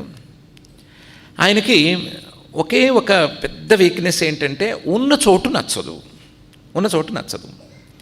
అందుకని ఎప్పుడు కొత్త చోటు కోసం వెంపర్లాడుతూ ఉండేవాడు. అందుకోసం ఏం చేశాడంటే తన రాజ్యాన్ని ఉన్న చోటు కాకుండా ఆకాశంలో 3 పట్టణాలుగా విభజించి 3 పట్టణాలుగా కట్టాడు. 3 నగరాల కింద కట్టాడు. 3 నగరాల్లోనూ కట్టి 3 నగరాల్లో 3 రకాల ప్రజలకి ఆవాసం ఇచ్చాడు. ఒక్కొక్క రకం ప్రజలకి ఒక్కొక్క పేరు పెట్టాడు. మీరు ఈ నగరంలో నివాసం ఉండండి, మీరు ఈ నగరంలో నివాసం ఉండండి, మీరు ఈ నగరంలో నివాసం ఉండండి అని పెట్టాడు. మధ్యలో వాళ్ళకి మాత్రం పేరు గుర్తుంది, అపవరకాహ అని పేరు పెట్టాడు. వాళ్ళకి అపవరకాహ అని పేరు పెట్టాడు కానీ ఇటు వాళ్ళకి అంటే 1, 3 అలాగే మధ్యలో ఉండే 2 వీళ్ళందరికీ కూడా వ్యాపార లావాదేవీలు జరిగేటట్లు ఏర్పాటు చేశాడు. వ్యాపారం ఒకళ్ళకొకళ్ళు వ్యాపారం చేసుకోవాలి, వాళ్ళ నగరంలో వాళ్ళే వండుకోకూడదు, వాళ్ళు పక్క వాళ్ళకి అమ్మాలి, పక్క వాళ్ళు వీళ్ళకి ఏదో చేయాలి అనే వ్యాపారాలు కూడా పెట్టాడు. పెట్టినవాడు పోనీ ఆ నగరాల్లోకి తాను వెళ్ళి నివాసం ఉంటున్నాడా అంటే ఒక్కొక్కప్పుడు నివాసం ఉంటాడు, కానీ ఒక్కొక్కప్పుడు బోర్ కొట్టి బయటకు వచ్చేస్తాడు. బోర్ కొట్టి బయటకు వచ్చేసి ఈ 3 నగరాలు కావు, అసలు ఈ 3 నగరాల్లోనే ఎన్ని రోజులు తిరుగుతాము, ఇలా కాదు లాభం లేదు అనుకుని రకరకాల నగరాలను నిర్మించి ఆ నగరాల్లో ఒక్కొక్క నగరంలోనూ ఒక్కొక్క రకంగా ఉండటం అని మొదలుపెట్టాడు. ఒక్కొక్క నగరంలో ఒక రకంగా ఉంటాడు. ఒక నగరంలో మహారాజులాగా చలామణి అవుతాడు, ఇంకో నగరానికి వెళ్ళేటప్పుడే ముష్టివాడిగా వెళ్ళిపోతాడు, అక్కడ అడుక్కు తింటూ ఉంటాడు. ఇంకో నగరానికి ఇంకో రకంగా వెళతాడు, ఇంకో రకంగా ఉంటాడు. ఒక నగరంలో మురికి బట్టలు కట్టుకుంటాడు, ఇంకో నగరంలో దర్జాగా ఉంటాడు. ఇలా రకరకాలుగా ఉండటం మొదలుపెట్టాడు. ఇలా ఉండి ఒకరోజు కనిపించకుండా పోయాడు అని చెప్పాడు. ఇదే కథ అనగనగా మహారాజుతో కనిపించకుండా పోయాడుతో పూర్తయింది. ఇది విన్న తర్వాత పిల్లవాడు అడిగాట, గురూజీ మీరేదో చెప్పాలనుకుంటున్నారు కానీ అది చెప్పట్లేదు, మీరు చెప్పదలుచుకున్న దాన్ని ఎక్కడో ఇరికించి చెప్తున్నారు, నిగూఢంగా చెప్తున్నారు, మీరు చెప్పాలనుకుంటున్నారో అంతవరకే నాకు అర్థమవుతోంది, ఏం చెప్పాలనుకుంటున్నారో నాకు అర్థం అవ్వట్లేదు, కాబట్టి మీరే దీన్ని డీకోడ్ చేసి చెప్పండి అని అడిగాట.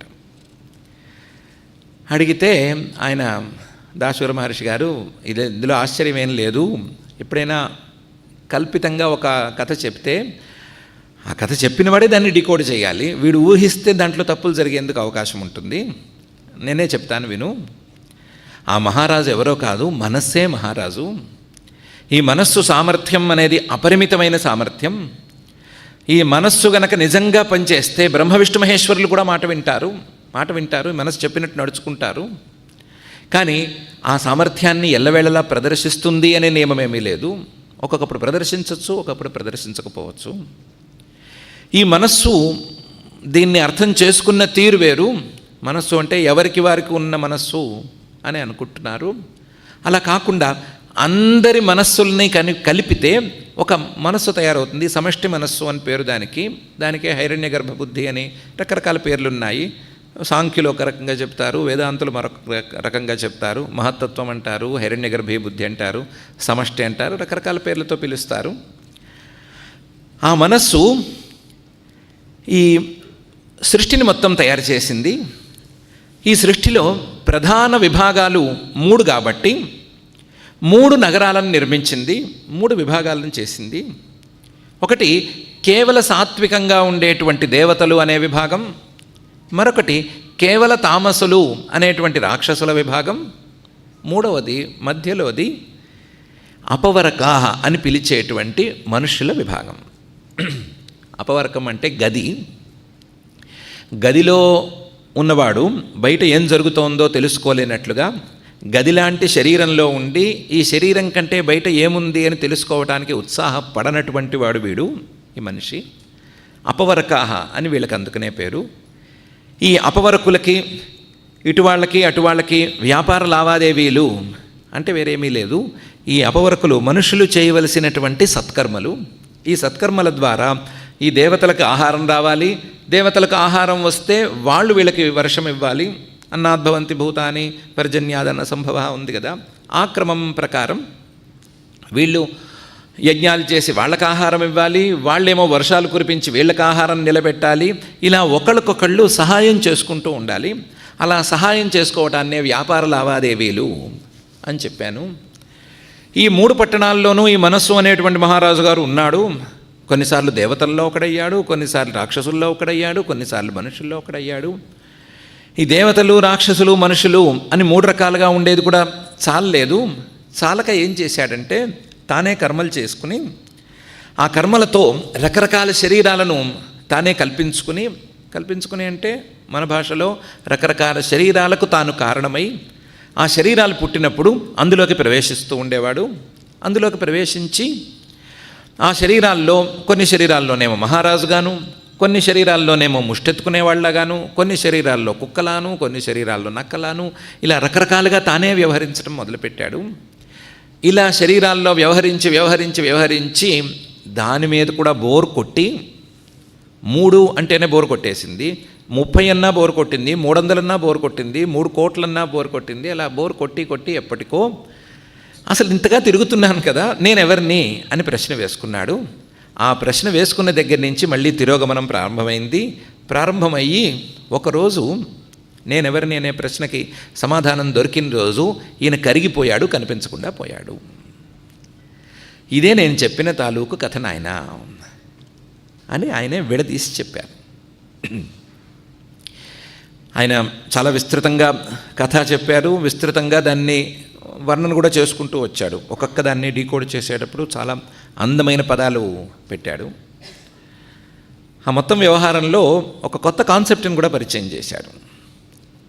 ఏం చేశాడంటే ఈ మనస్సు శరీరాల్లోకి ప్రవేశించేటప్పుడు ఈ మనస్సు శరీరాలను నేను అని అనుకునేటప్పుడు 3 రకాలుగా అనుకుంటుంది. లేదా మనస్సు అహంకారాన్ని తెచ్చుకునేటప్పుడు, నేను అనే భావనను తెచ్చుకునేటప్పుడు ఆ అహంకారం 3 రకాలుగా ఉంటుంది. ఆ 3 రకాల అహంకారాన్ని ఈ మనస్సు నిరంతరం అనుభవిస్తూనే ఉంటుంది. ఒకదాని తర్వాత ఒకటి ఇలా అహంకారాలని అనుభవిస్తూనే ఉంటుంది. ఆ అహంకారం పోయేంత వరకు ఇబ్బంది పడుతూనే ఉంటుంది అని ఒక కొత్త కాన్సెప్ట్ని కూడా మధ్యలో పరిచయం చేశాడు. దానికి ఒక అందమైన ఉదాహరణ కూడా చెప్పాడు ఆయన. యథా కుశూలే మార్జారః భస్త్రాయాం భుజగో యథా ముక్తాఫలం యథా వేణౌ అహంకారస్త్రిధా మతః అని ఆయన కాన్సెప్ట్. ఎవరిది? ఆ చెట్టు మీద కూర్చున్న కదంబ దాశూర మహర్షి గారి కాన్సెప్ట్ ఇది. వశిష్ఠ మహర్షి గారిది కాదు, నాది కాదన్నాడు ఆయన. ఒక గాది అంటే ధాన్యం పెట్టేటువంటి చోటు, చెక్కతో చేస్తారు, లేకపోతే ఇది కూడా కడతారనుకుంటాను. సిమెంట్ లాంటి వాటితో కూడా కడతారు. ఆ గాదిలో అప్పుడప్పుడు ఎలుకలు చేరుతాయి. ఆ ఎలుకలను తినటానికి ఓ పిల్లి లోపలికి వెళ్ళింది. లోపలికి వెళ్ళంగానే తలుపు మూసుకుపోయింది దాని కర్మకి. ఈ పిల్లి ఆ గాదిలో చిక్కుకుపోయింది. అది కుసువులే మార్జారహ. లోపల చిక్కుకుపోయినటువంటి పిల్లి పరిస్థితి ఏంటి అంటే, పిల్లి లోపల కూర్చుని అనుకుంటోందిట, ఒక్కసారి తలుపు తీస్తే నేనేంటో వీళ్ళకి చూపిస్తాను. నన్ను నాలాంటి మహావీరుడిని ఈ లోపల బంధిస్తారా? నేనేదో నా ఆహారం కోసం వస్తే వీళ్ళు లోపలికేస్తారా? తలుపు తీయమని చెప్పు, ఒక్కసారి నేనంటే ఏంటో చూపిస్తాను అని అనుకుంటూ ఉంటుంది. కానీ తలుపు తీస్తే మాత్రం, ఒకసారి తలుపు తీస్తే మాత్రం బతుకు జీవుడా అని పారిపోతుంది. ఏం చేయదు పాపం, ఎవరి జోలికి రాదు, ఎవరిని కరవదు, ఎవరిని గీకదు. లోపల మాత్రం అబ్బో ఇంకేముంది, చించేస్తాను, పొడి చేస్తాను అంటూ ఉంటుంది. ఇది ఒక రకమైన అహంకారం. ఇది సుషుప్తి కాలంలో ఉండేటువంటి అహంకారం. సుషుప్తి కాలంలో కూడా నేను అనేటువంటి భావన చాలా లీలగా మైల్డ్గా నడుస్తూనే ఉంటుంది. కానీ ఈ అహంకారంతో చాలా పెద్దగా ఏమీ ప్రమాదం లేదు. అహంకారం నడుస్తూ ఉంటుంది. అహంకారానికి తలుపులు మూసుకుపోయినట్లుగా, గాది తలుపులు మూసుకుపోయినట్లుగా ఈ ఇంద్రియ ద్వారాలు అవన్నీ మూసుకుపోయి ఉన్నాయి. ఇంద్రియ ద్వారాలు తెరుచుకుంటూనే ఒకసారి బయటకు వచ్చేస్తుంది అంతే తప్ప పాపం ఏం చేయదు. బయటకు వచ్చిన తర్వాత ప్రమాదకారి, కానీ లోపల ఉన్నప్పుడు మాత్రం ఏం ప్రమాదకారి కాదు. బయటకు వచ్చిన తర్వాత కూడా ప్రమాదకారి కాదు. రెండో రకమైన అహంకారం ఉంది. అది భస్త్రాయాం భుజగో యథ. అది తోలుతిత్తిలో పాము లాంటిది. తోలుతిత్తి అంటే ఇలా నొక్కితే గాలి వచ్చేది ఉంటుంది కదా, దాన్ని ఏదో పిలుస్తారు, లేదా ఓ సంచి అనుకుందాము. సంచి రాత్రిపూట ఎవరో అక్కడ పెట్టి మర్చిపోయి వెళ్ళారు. వెచ్చగా ఉంది కదా అని ఓ పాము దూరింది. తెల్లవారుతూనే ఆ సంచి యజమాని వచ్చాడు, సంచి తీసుకున్నాడు, సంచి లోపల చేయి పెట్టాడు. పరిస్థితి ఏంటి? ఎవరు ఊహించలేరు కదా. ఆ పాము నన్నేదో చేస్తున్నాడు, నాకంటే పెద్ద పాము వచ్చింది అని అనుకుని అది లేస్తుంది, పడగ విప్పుతుంది, కస్సుమంటుంది, కాటేస్తూ కూడాను. చాలా ప్రమాదకారి. అలాంటి అహంకారం రెండవ రకమైన అహంకారం. ఇది స్వప్నకాలంలో ఉండేటువంటి అహంకారం. పాము పడగ ఎత్తటానికి, కస్సుమనటానికి, బుస్సుమనటానికి ఎంత తక్కువ టైం తీసుకుంటుందో అంతకంటే తక్కువ టైంలో ఈ అహంకారం రకరకాలుగా మారిపోతుంది. ఈ అహంకారం రకరకాల వస్తువుల్ని చూసేస్తుంది, రకరకాల విరుద్ధమైన పదార్థాలని పరిచయం చేసేస్తుంది, క్షణంలో పరిచయం చేస్తుంది, ఎక్కువ టైం కూడా తీసుకోదు. కాబట్టి దీనికి రాజస అహంకారం అని పేరు. చాలా చాలా ప్రమాదకారి అయినటువంటి అహంకారం. ఇది స్వప్నాహంకారం అని పేరు పెట్టాడు. మూడవది ఆశ్చర్యంగా ముక్తాఫలం యథా వేణౌ అని మూడవ అహంకారానికి ఉదాహరణ చెప్పాడు ఆయన. ఇది వెదురు బొంగులో ముత్యాలు మొలుస్తాయి అంటారు. ముత్యాలు మొలిచినా మొలవకపోయినా వెదురు బొంగులో ఒక ముత్యం ఉంది అని అనుకుందాం. వెదురు బొంగులో మామూలుగా అయితే ఉండవు, లేదా కొంచెం ముదిరితే వెదురు బియ్యం లాంటివి ఉంటాయి. ఇంకొంచెం విలువైనటువంటి ముత్యం అక్కడ ఉంది అని అనుకోండి. దానికి విలువ ఏమాత్రం ఉండొచ్చు. వెదురు బొంగులో ఒకవేళ ముత్యం మొలిస్తే దాని విలువ అనంతం అని ఒక మాట ఉందిట. దాని ప్రకారం నేను ఉదాహరణ చెప్తున్నాడు. ఆ ముత్యం ఎంత విలువైంది, అంత విలువైన అహంకారం ఇంకొకటి ఉంది. ఏంటిది? అది జాగ్రత్త అవస్థలో ఉండేటువంటి అహంకారం, మనం కళ్ళు తెరిచి చూసేటప్పుడు ఉండేటువంటి అహంకారం. దీనికేమి ఇంత విలువ అంటే, దీనికి చాలా విలువ ఉంది. ఈ జాగ్రత్త అవస్థలోనే కదా కాస్తో కూస్తో ఆత్మవిచారణ చేసుకోవడానికి వీలుంటుంది. ఈ జాగ్రత్త అవస్థలోనే కదా నేనెవరు అనేటువంటి ప్రశ్నకి సమాధానం వెతుక్కోవడానికి వీలుంటుంది. దొరుకుతుంది కూడా ఇక్కడే. కలల్లో దొరకదు, కళ్ళు మూసుకుని నిద్రపోతే అసలే దొరకదు, ప్రయత్నం చేస్తేనే దొరుకుతుంది. దొరికే అవకాశం ఉంది కాబట్టి దీనికి వెదురు బొంగులో ఉండేటువంటి ముత్యం లాంటి అహంకారం అని పేరు పెట్టాను. ఇది సాత్విక అహంకారం. ఇది 3 రకాలుగా ఉండేటువంటి అహంకారం. ఈ 3 అహంకారాలు ఒకదాని వెంట ఒకటి వచ్చి ఈ జీవుణ్ణి, మనస్సు అనేటువంటి మహారాజుని నానా ఇబ్బందులు పెడుతూ నానా ఇక్కట్లకి గురి చేస్తున్నాయి. వీటిని తప్పించుకోవాలి. తప్పించుకోవటం అంటే ఎదురు వెళ్ళాలి. ఎదురు వెళ్ళటం అంటే నేనెవరు, నేను ఇన్ని చేస్తున్నాను సరే నేనెవరు అనేటువంటి ఆలోచన చేయాలి. ఆలోచన చేయగా చేయగా చేయగా మనస్సు పూర్తిగా కరిగిపోతుంది. ఆ కరిగిపోయిన పరిస్థితినే నేను మహారాజు గారు కనిపించకుండా పోవటం అనే పదంతో చెప్పాను అని వివరించాడు ఆయన. ఈ కథ వినంగానే వశిష్ఠ మహర్షి గారికి ఒళ్ళంతా పులకరింతలు వచ్చేసినాయిట. ఇంత చక్కగా చెప్తున్నాడు ఈయన అని చెప్పి వాళ్ళిద్దరూ మాట్లాడుకుంటుంటే మనకేమిటి అని ఉన్నవాడు కింద ఉన్నవాడు కాస్త ఆయన కూడా యోగశక్తితో పైకి వెళ్ళాట. పైకి వెళ్తే వచ్చినవాడు వశిష్ఠ మహర్షి అని ఆయన గుర్తుపట్టాట. పిల్లవాడు గుర్తుపట్టలేదు కానీ పెద్ద ఆయన గుర్తుపట్టాట. గుర్తుపట్టి వశిష్ఠ మహర్షి గారు రండి కూర్చోండి అన్నట్ట. ఈ వశిష్ఠ మహర్షి గారు పోటీ కొద్దీ రాత్రల్లా వాళ్ళకి విచిత్రమైన కథలు, ఇలాంటి కథలు వినిపిస్తూనే ఉన్నట్ట. నాకు విచిత్రమైన కథ వినిపిస్తాడా ఆయన అని పోటీ కొద్దీ రాత్రల్లా ఈ ఆత్మతత్వం గురించిన విచిత్రమైన కథలు వినిపించి వినిపించి వినిపించి మర్నాడు పొద్దునే తెల్లవారితోనే నేను నా దారిని వెళ్ళాను. దాసూర మహర్షి గారి కథ చాలా గొప్పది, ఆయన తన పిల్లవాడికి చెప్పుకున్నటువంటి ఈ విద్య చాలా గొప్పది అని చాలా బాగా చెప్పాడు ఆయన. ఈ వృత్తాంతం సుమారుగా అర్థమైపోయింది. బలపడిన కొద్దీ, ముదిరిన కొద్దీ వచ్చేటువంటి భ్రమలు, వాసనల దగ్గర నుంచి, సంకల్పాల దగ్గర నుంచి, మనస్సుగా మారటం దగ్గర నుంచి, ఇవన్నీ పెద్దగా పెరగ్గా వచ్చినటువంటి భ్రమలు, ఆ భ్రమల్లో మునిగి తేలుతున్నటువంటి వైనం, ఆ భ్రమలను తప్పించుకునేటువంటి తీరు, దీని గురించే ఈ చర్చ అంతా నడిచింది. ఇంత అయిన తర్వాత కొసమెరుపు కింద వశిష్ఠ మహర్షి గారు ఒక మాట చెప్పారు. నాయనా, ఎవరైనా ఆత్మతత్వం గురించి చెప్తూ ఉంటే ఎందుకు ఇలాంటి మాటలు చెప్తున్నారు? వినే మాటలు కదా చెప్పాలి. ఎవరైనా వినే మాటలు చెప్పాలి అనుకుంటే ఏం మాటలు చెప్పాలి? ఆ మాటలే చెప్పుకోవాలి. ఎవరూ వినని కాడికి, ఎవరికి అక్కర్లేని కాడికి ఈ మాటలు ఎందుకయ్యా చెప్పటం అని అనుకుంటారు. కానీ ఒక విషయం ఉంది. ఒక తండ్రి తన పిల్లవాడికి చెప్పుకుంటున్నాడు అంటే అందులోనూ చాలా శ్రద్ధగా అర్ధరాత్రి పూట కూడా వినటానికి ఉత్సాహంగా ఉండి, అర్ధరాత్రి పూట కూడా ప్రశ్నలు వేస్తూ మీరు చెప్పిన దాన్ని నాకు వివరించండి అని అడుగుతూ ఉండే శ్రద్ధాళువైన పిల్లవాడికి చెప్పుకుంటున్నాడు అంటే ఇందులో చాలా బరువు ఉంది అని తెలుస్తోంది కదా నాయన. ఇది పారమార్థికం అని తెలుస్తోంది కదా.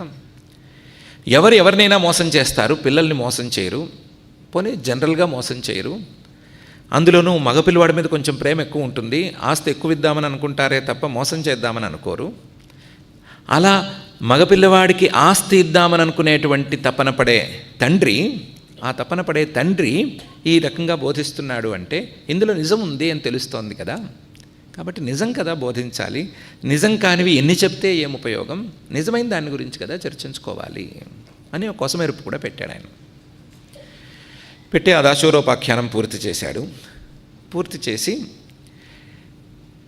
అనుభవం, ఆత్మ, ఆ ఆత్మస్వరూపం తన రూపాన్ని కోల్పోయి కనిపించే వస్తువులతో కలిసిపోవటానికి, తనను తాను కలుపుకోవటానికి సంస్కారాలు ముదిరి సంకల్పాలుగాను, సంకల్పాలు ముదిరి మనస్సుగాను, మనస్సు ముదిరి బుద్ధిగాను, ఇలా ఒకదానికొకటి ముదిరి ముదిరి ముదిరి పాకాన పడటమే కారణం అనే విషయం క్రమంగా తేల్చుకుంటూ వచ్చారు. మనము నిన్నటి రోజున ఒక ప్రశ్న అనుకున్నాము. ఏంటంటే ఈ సంస్కారాలు అనేవి ఎలా మొదలైనాయి? ఈ సంస్కారాలు అనేవి ఇలా ఎందుకు పనిచేస్తున్నాయి? సంస్కారాలు అనేవి ఎందుకు ఈ దృగ్రూపాన్ని దృశ్యంతో కలిపేస్తున్నాయి అనే ప్రశ్న ఉంది అని అనుకున్నాము. లేదా అసలు ఈ వ్యవహారం మొత్తానికి మూలమేంటి అని ప్రశ్న వేసుకున్నా పర్వాలేదు. సంస్కారాలు ఎందుకు బయలుదేరుతున్నాయి? సంస్కారాలు ఎందుకు ముదురుతున్నాయి? ముదురుతున్న సంస్కారాలు ఎందుకు సంకల్పాలుగా మారుతున్నాయి? ఆ సంకల్పాలు ఎందుకు ముదురుతున్నాయి? అవి ఎందుకు బుద్ధిగా, మనసుగాను మారుతున్నాయి? ఇలా వరుసగా ఎందుకు ఈ పరిణామం అనేది జరుగుతోంది అనేది ప్రశ్న. ఆ ప్రశ్నకి తొందరగా చెప్పుకోవాల్సినటువంటి ఒకే ఒక సమాధానం మాయా అని. ఈ సంకల్పాలు, సంస్కారాలు దాని వెనక ఉన్నవి, దాని తర్వాత ఉండేటువంటి ప్రపంచం, వీటన్నిటినీ నియంత్రించేది, వీటన్నిటికీ మూలంగా ఉండేది అసలు సిసలు మాయ. మరైతే మాయ గురించి కదా చెప్పుకోవాలి. మాయ గురించి చెప్పుకోకుండా సుమారుగా 55 నిమిషాల పాటు మాయ కాని మిగతా వాటి గురించి చెప్పుకోవటం ఎట్లా, చెప్పుకోవటం అనేది ఎందుకు అంటే దానికి ఆయనే ఒక చిన్న సమాధానం కూడా చెప్పారు. యన్నాస్తి తస్య సద్భావ ప్రతిపత్తిరుదాహృత మాయేతి సా పరిజ్ఞానాదేవ నశ్యత్యసంశయం అని. ఈ మాయతో ఒక చిక్కుంది. మాయని డైరెక్ట్గా తీసుకొచ్చి రంగంలోకి దించలేము. మాయ అనేదాన్ని నిర్వచించి చూపించలేము. మాయ అనేదాన్ని ఈ టేబుల్ మీద ఇక్కడ పెట్టి అందరికి కనిపించేటట్లు చేయలేము. ఎందుకంటే అది చేతికి దక్కేది లేదా మన ఆలోచనలకి అందేది కాదు. సరిగ్గా ఆలోచిస్తే నాస్తి అని అనిపిస్తుంది, లేదు అని అనిపిస్తుంది. ఎన్నాస్తి తస్య. కాకపోతే ఈ మాయను గుర్తించేందుకు ఒక విధానం ఉంది.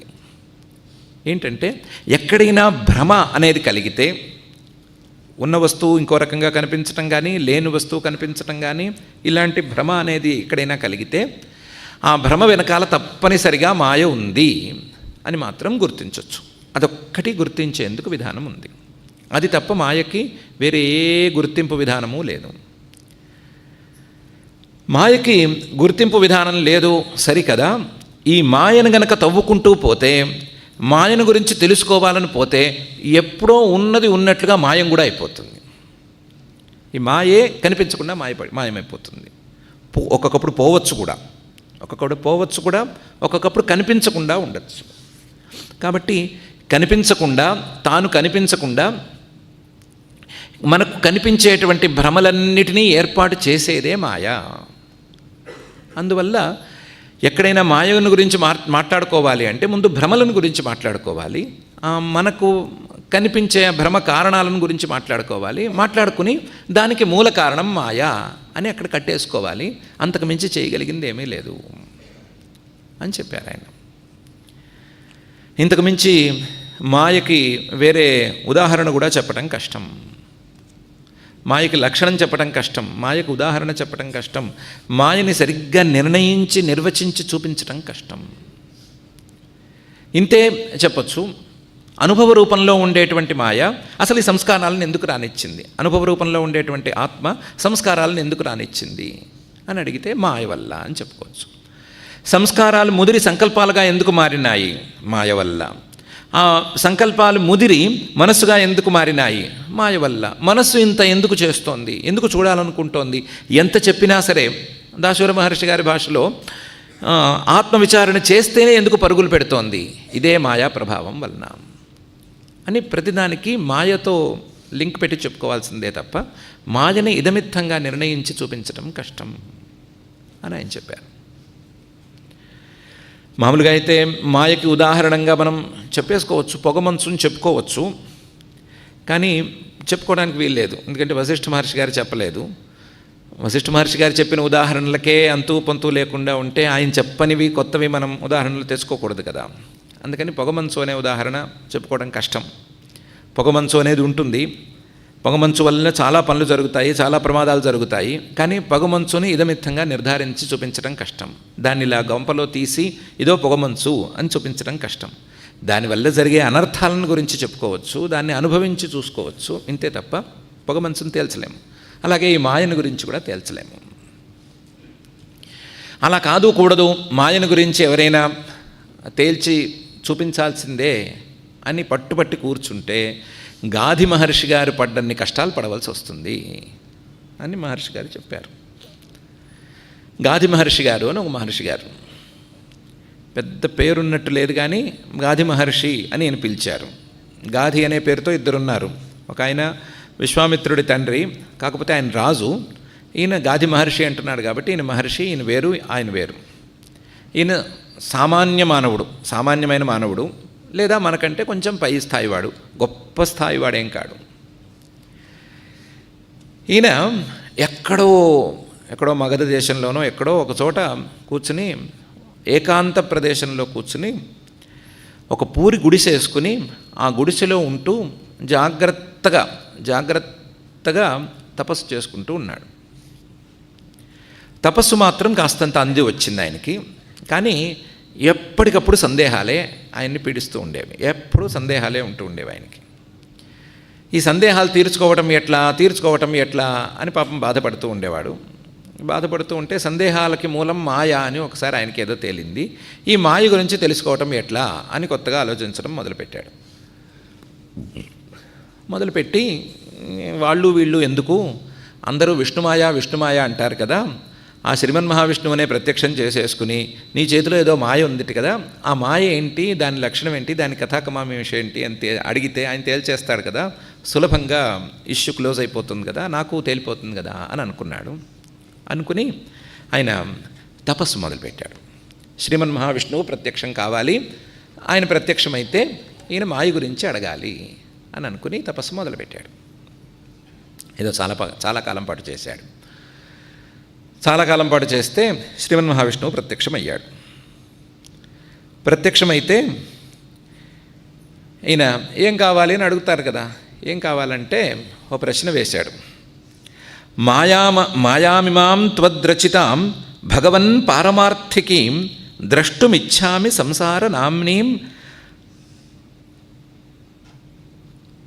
అధ్యైకకారిణి అని ప్రశ్న వేశాడు.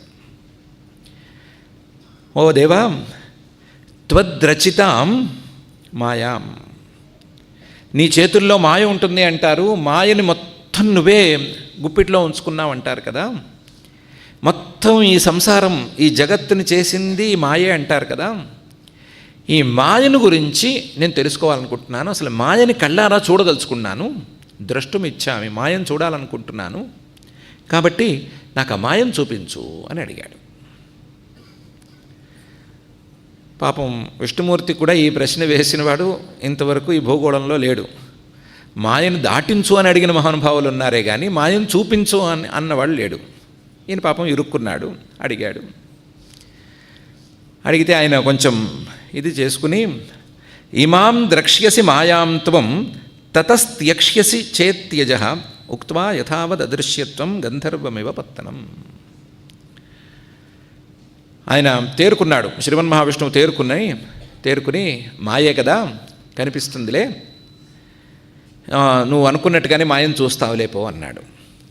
అని ఒకవేళ నువ్వు మాయను గనక సరిగ్గా చూస్తే ఆ మాయను వదిలిపెట్టుకోగలవు కూడా, మాయ నీకు ఊడి కూడా పోతుంది, నువ్వు అనుకున్నట్టు నువ్వు మాయను చూస్తావులేపో అని ఆ తర్వాత ఈయనకి అవకాశం ఇవ్వకుండా ఉన్నవాడు ఉన్నట్టుగా అక్కడ మాయమైపోయాడు. ఇంక పైన ఏమడుగుతాడో తెలియదు కదా, ఎప్పుడు చూపిస్తావు, టైం చెప్పు, ప్లేస్ చెప్పు, నేను రావాలా, నువ్వు వస్తావా అంటాడు కదా, అందుకని కనిపించకుండా పారిపోయాడు. ఎంత అంటే ఆకాశంలో మబ్బులు కదులుతూ ఉంటే ఏదో ఒక నగరం వల్లే ఏదో బొమ్మల్లాగా కనిపిస్తాయి. మనం చూసి పక్క వాళ్ళకి చూపించే లోపల గాలి కదిలిపోయి పక్కకి జరిగిపోతాయి కదా, ఎంత స్ప్లిట్ సెకండ్లో అలా ఈయన మాయమైపోయాడు. ద్రక్ష్యసి అని మాత్రం చెప్పాడు, ఆ మాటకే ఈయన సంతృప్తి పడిపోయాడు. పైన ఏం ప్రశ్న వేయలేదు, వేసే అవకాశమూ లేదు కదా. ఇంటికి వచ్చేసాడు. ఇంట్లో కూర్చుని దేవుడు నాకు మాయ చూపిస్తానన్నాడు, ఎప్పటికి చూపిస్తాడో అని అనుకుంటూ కూర్చున్నాడు. మాయా అనుకుంటూ కూర్చున్నాడు. ఇంతకుముందైనా వేరే చాలా అనుకునేవాడు, ఇప్పుడు అన్నీ మానేసి భగవంతుడు నాకు మాయ చూపిస్తానని మాట ఇచ్చాడు, ఎప్పుడు చూపిస్తాడో అని అనుకున్నాడు. కొన్ని రోజులకి అనుకోవటం అంటే అది అలవాటుగా మారిపోతుంది కదా, దాని మీద ఎక్కువ ఆలోచన కూడా ఉండదు. అలా ఏదో నడుస్తూ ఉంటే ఒకరోజు ఈయన స్నానం కోసం చెరువులోకి వెళ్ళాడు. ఈయన సెలెక్ట్ చేసుకుందే అలాంటి ప్లేస్ని సెలెక్ట్ చేసుకున్నాడు. ఒక చెరువు, ఆ చెరువు నిండా తామర పూలు చెరువు పక్కన ఒక చెట్టు, ఆ చెట్టు కింద ఒక చిన్న పూరి గుడిసె ఉండేటట్లుగానే ప్లేస్ని సెలెక్ట్ చేసుకున్నాడు. తన గుడిసె నుంచి ఆ చెరువులోకి దిగి స్నానం చేద్దాము అని సంకల్పం చేశాడు. సంకల్పం చేసి చిన్న దర్భపుల్ల తీసుకుని దాన్ని ఆ జలం మంత్రణం చేయటం కోసమని ఆ దర్భపుల్లతో నీటిని ఇలా గుండ్రంగా తిప్పాడు. ఆ తిప్పేటప్పుడు ఆయన విధానాలు ఏవో ఆయనకున్నాయి. ప్రణవాన్ని ఉచ్చరిస్తూ తిప్పాడు. ఏకకాలంలో ఈయన ఉచ్చరిస్తున్నటువంటి ప్రణవం గాలిలో సుడులు తిరిగింది. అదే సమయంలో ఈయన దర్భతో తిప్పుతున్న నీళ్లు సుడులు తిరిగినాయి. ఈ గాలిలో శబ్దాలు సుడులు తిరిగింది, ఈ నీళ్ళలో సుడులు తిరిగింది, రెండూ కలిసినాయి. కలిసి చూస్తూ ఉండగా ఉన్నట్టుండి ఈయనకి ఒక్క చిన్న తూడు వచ్చింది, ఒక చిన్న మత్తు వచ్చింది, చిన్న కురికిపాటు లాంటిది వచ్చింది. ఒకే గిరగిర గుండ్రంగా తిరిగే వస్తువుని చూస్తే మత్తల్లే వస్తుంది కదా, అలా ఈయనకి మత్తు వచ్చింది, తూలుడు వచ్చింది. ఆ తూలుడులో ఈయనకి ఎక్కడ లేని వస్తువులు కనిపించాయి, ఎక్కడ లేని సంఘటనలు కనిపించాయి. మొదలు ఏం కనిపించిందంటే, ఈయన నీళ్ళలో లేడు, ఈయన గుడిసెలో ఉన్నాడు. గుడిసెలో ఉండి ఏదో పని చేసుకుంటుంటే ఆయనకి నయం లేని రోగం ఒకటి వచ్చింది, చికిత్స లేని రోగం వచ్చింది. ఆ రోగంతో ఈయన నానా బాధలు పడుతున్నాడు. రోగాలు రాకూడదని పాపం చాలా యోగాభ్యాసం చేసి పెట్టుకున్నాడు, కానీ ఆయనకి రోగం వచ్చింది, భయంకరమైన రోగం. ఆ రోగానికి మందు లేదు. ఆ రోగం ముదిరి ఒకరోజు ఈయన పడకేశాడు. ఈయన పడకేస్తే ఎక్కడి నుంచి వచ్చారో తెలియదు. తల్లిదండ్రులు వచ్చి ఒరే నాయనా ఏమిటి వదిలి వెళ్ళిపోతున్నావా అని బాధపడడం మొదలుపెట్టారు. బంధువులు వచ్చారు, భార్య వచ్చింది, అందరూ కలిసి వదిలేస్తున్నావు అన్నారు. ఈయన లోపల వదిలేస్తే వాళ్ళందరూ భోరుని ఏడ్చారు. ఈయనేమో శరీరాన్ని వదిలేశాడు, కానీ వాళ్ళు ఏడవటం చూశాడు. వాళ్ళు కూడా కాసేపు ఏడ్చారు. ఈ లోపల కొంతమంది తేరుకుని జరగాల్సింది ఏదో జరగనివ్వమన్నారు. ఆయన్ని తీసుకెళ్ళారు, ఎక్కడికో తీసుకెళ్తే అక్కడ ఆయన శరీరాన్ని తినటానికి రాబందులు, గద్దలు అవి ఇవి విపరీతంగా పోటీ పడ్డాయి. నేను అనుకుంటూ పోటీ పడ్డాయి. ఈ వచ్చిన బంధువులకి ఆ రాబందుల్ని వాటిని తోలటం పెద్ద పని అయింది. వీళ్ళు ఎలాగోలా కింద మీద పడి ఆ రాబందుల్ని వాటిని తోలి ఈయనకేదో సంస్కారాలు చేశారు. సంస్కారాలు చేస్తే ఈయన బూడిద గుట్టయ్యాడు. బూడిద గుట్ట అయితే ఆ బూడిద గుట్ట అయింది అని చూస్తున్నాడు, కనిపిస్తూనే ఉంది. ఈ లోపల అందరూ ఎక్కడ వాళ్ళు అక్కడ సర్దుకున్నారు, వెళ్ళిపోయారు. ఈ బూడిద గుట్ట ఏంటి, నేనేంటి, బూడిద గుట్ట ఏంటి అని అనుకునే లోపల ఉన్నట్టుండి ఈయనకి ఎక్కడో ఒక గర్భంలో ఇరుక్కున్నట్టుగా ఫీలింగ్ వచ్చింది. 9 మాసాల పాటు ఆ గర్భంలో ఆయన నానా తిప్పలు పడ్డాడు. బయటకు వచ్చిన తర్వాత తెలిసింది ఏంటంటే అది కుక్కల్ని తినే జాతి అని, శ్వపచహ అని పేరు. ఆ శ్వపచుల్లో పుట్టాడు ఈయన. ఆ శ్వపచులు పుట్టిన వెంటనే చాలా మంచి లక్షణాలతో ఉన్నాడు వీడు. పిల్లవాడు అంటే మంచి పై స్థాయి డాబర్మ్యాను లేదా పెద్ద పెద్ద కుక్కల్ని వండుకు తినగలడు వీడు, మనలో కూడా వేట కుక్కల్ని కూడా వండుకు తినగలడు అని అనుకుని ఏదో మంచి పేరు పెట్టారు, వాళ్ళ దృష్టిలో మంచి పేరు పెట్టారు. దానికి తగ్గట్లుగా 16 ఏళ్ళు వచ్చేసరికి ఏ కుక్కనైనా సరే ఒడిసి పట్టేంత స్థాయిలో మహావీరుడయ్యాడు, కుక్కల వీరుడయ్యాడు ఈయన. ఆ కుక్కల్ని ఎక్కడెక్కడ కుక్కల్ని పట్టుకొస్తున్నాడు, వండుతున్నాడు, తింటున్నారు, తను పెడుతున్నాడు. ఊళ్ళో మంచి పేరు వచ్చింది. ఈ లోపల ఆయనకి పెళ్ళయింది, పిల్లవాడయ్యాడు, పిల్లలు పుట్టారు, వాళ్ళు పెద్దవాళ్ళు అయ్యారు. ఈయన మహావీరుడిగా చలామణి అవుతున్నాడు. ఉన్నవాడు ఉన్నట్టుండి ఓ రోజు ముసలాడైపోయాడు. ముసలాడైపోయిన దగ్గర నుంచి ఆయనకి విలువ తగ్గింది. విలువ తగ్గితే ఊళ్ళో ఉండలేక ఊరికి దూరంగా ఒక పూరి గుడిసేసుకుని, వాళ్ళ తండాకి దూరంగా ఒక గుడిసేసుకుని ఆ గుడిసెలో కాలక్షేపం చేస్తున్నాడు. ఆ గుడిసెలో ప్రతి ఇటుకని ఈయనే వేసుకున్నాడు. ప్రతి ఇటుక మీద ఇటుక ఈయనే కట్టుకుని, ఇల్లు మొత్తం ఈయనే కట్టుకుని అక్కడ ఉన్నాడు. కానీ ఆ పూరి గుడిసెలో ఒంటరిగా ఉండలేకపోయాడు. అందులో ముసలితనము, ఒంటరిగా ఉండలేకపోయాడు. చాలా బాధేసింది. మళ్ళీ తన వాళ్ళ దగ్గరికి వెళ్ళబుద్ధి కాల. వాళ్ళతో ఏదో తగాదాలు వచ్చినాయి, ఆత్మాభిమానం వచ్చింది. దాంతో వాళ్ళ దగ్గరికి వెళ్ళబుద్ధి కాలేదు. వెళ్ళబుద్ధి కాక దేశాటనం చేద్దామని బయలుదేరాడు. ఈ వయసులో దేశాటనం చేస్తున్నాడు.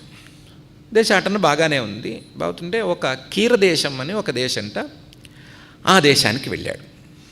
ఆ దేశానికి వెళితే అక్కడేదో పెద్ద కోలాహలం నడుస్తోంది. అందరూ అసలు వరుసలో నుంచోమంటున్నారు. వచ్చిన వాళ్ళని వచ్చినట్లుగా వరుసలో నుంచోమంటున్నారు. వరుసలో నుంచోవడానికి అందరూ పోటీ పడుతున్నారు. వచ్చిన వాడిని ఈయన్ని కూడా వరుసలో నుంచోబెట్టేశారు. ఏమిటి అని అడిగే అవకాశం ఇవ్వలేదు. కూర్చో, వరుసలో నుంచో అంటారు. క్యూలో నుంచో అన్నారు. క్యూలో నుంచున్నాడు. నుంచుంటే ఈ లోపల ఏనుగు వచ్చింది. ఆ ఏనుగు తొక్కేస్తుందేమో అని భయపడ్డాడు ఈయన. కానీ ఏనుగు తొక్కల. ఆ ఏనుగుకి తొండం మీద పూలమాల ఉంది. తొండంతో పూలమాల పట్టుకొచ్చింది ఆ ఏనుగు. ఆ పూలమాల తీసుకొచ్చిన ఏనుగు ఎవరికీ వేయకుండా ఈయనకి వేసింది.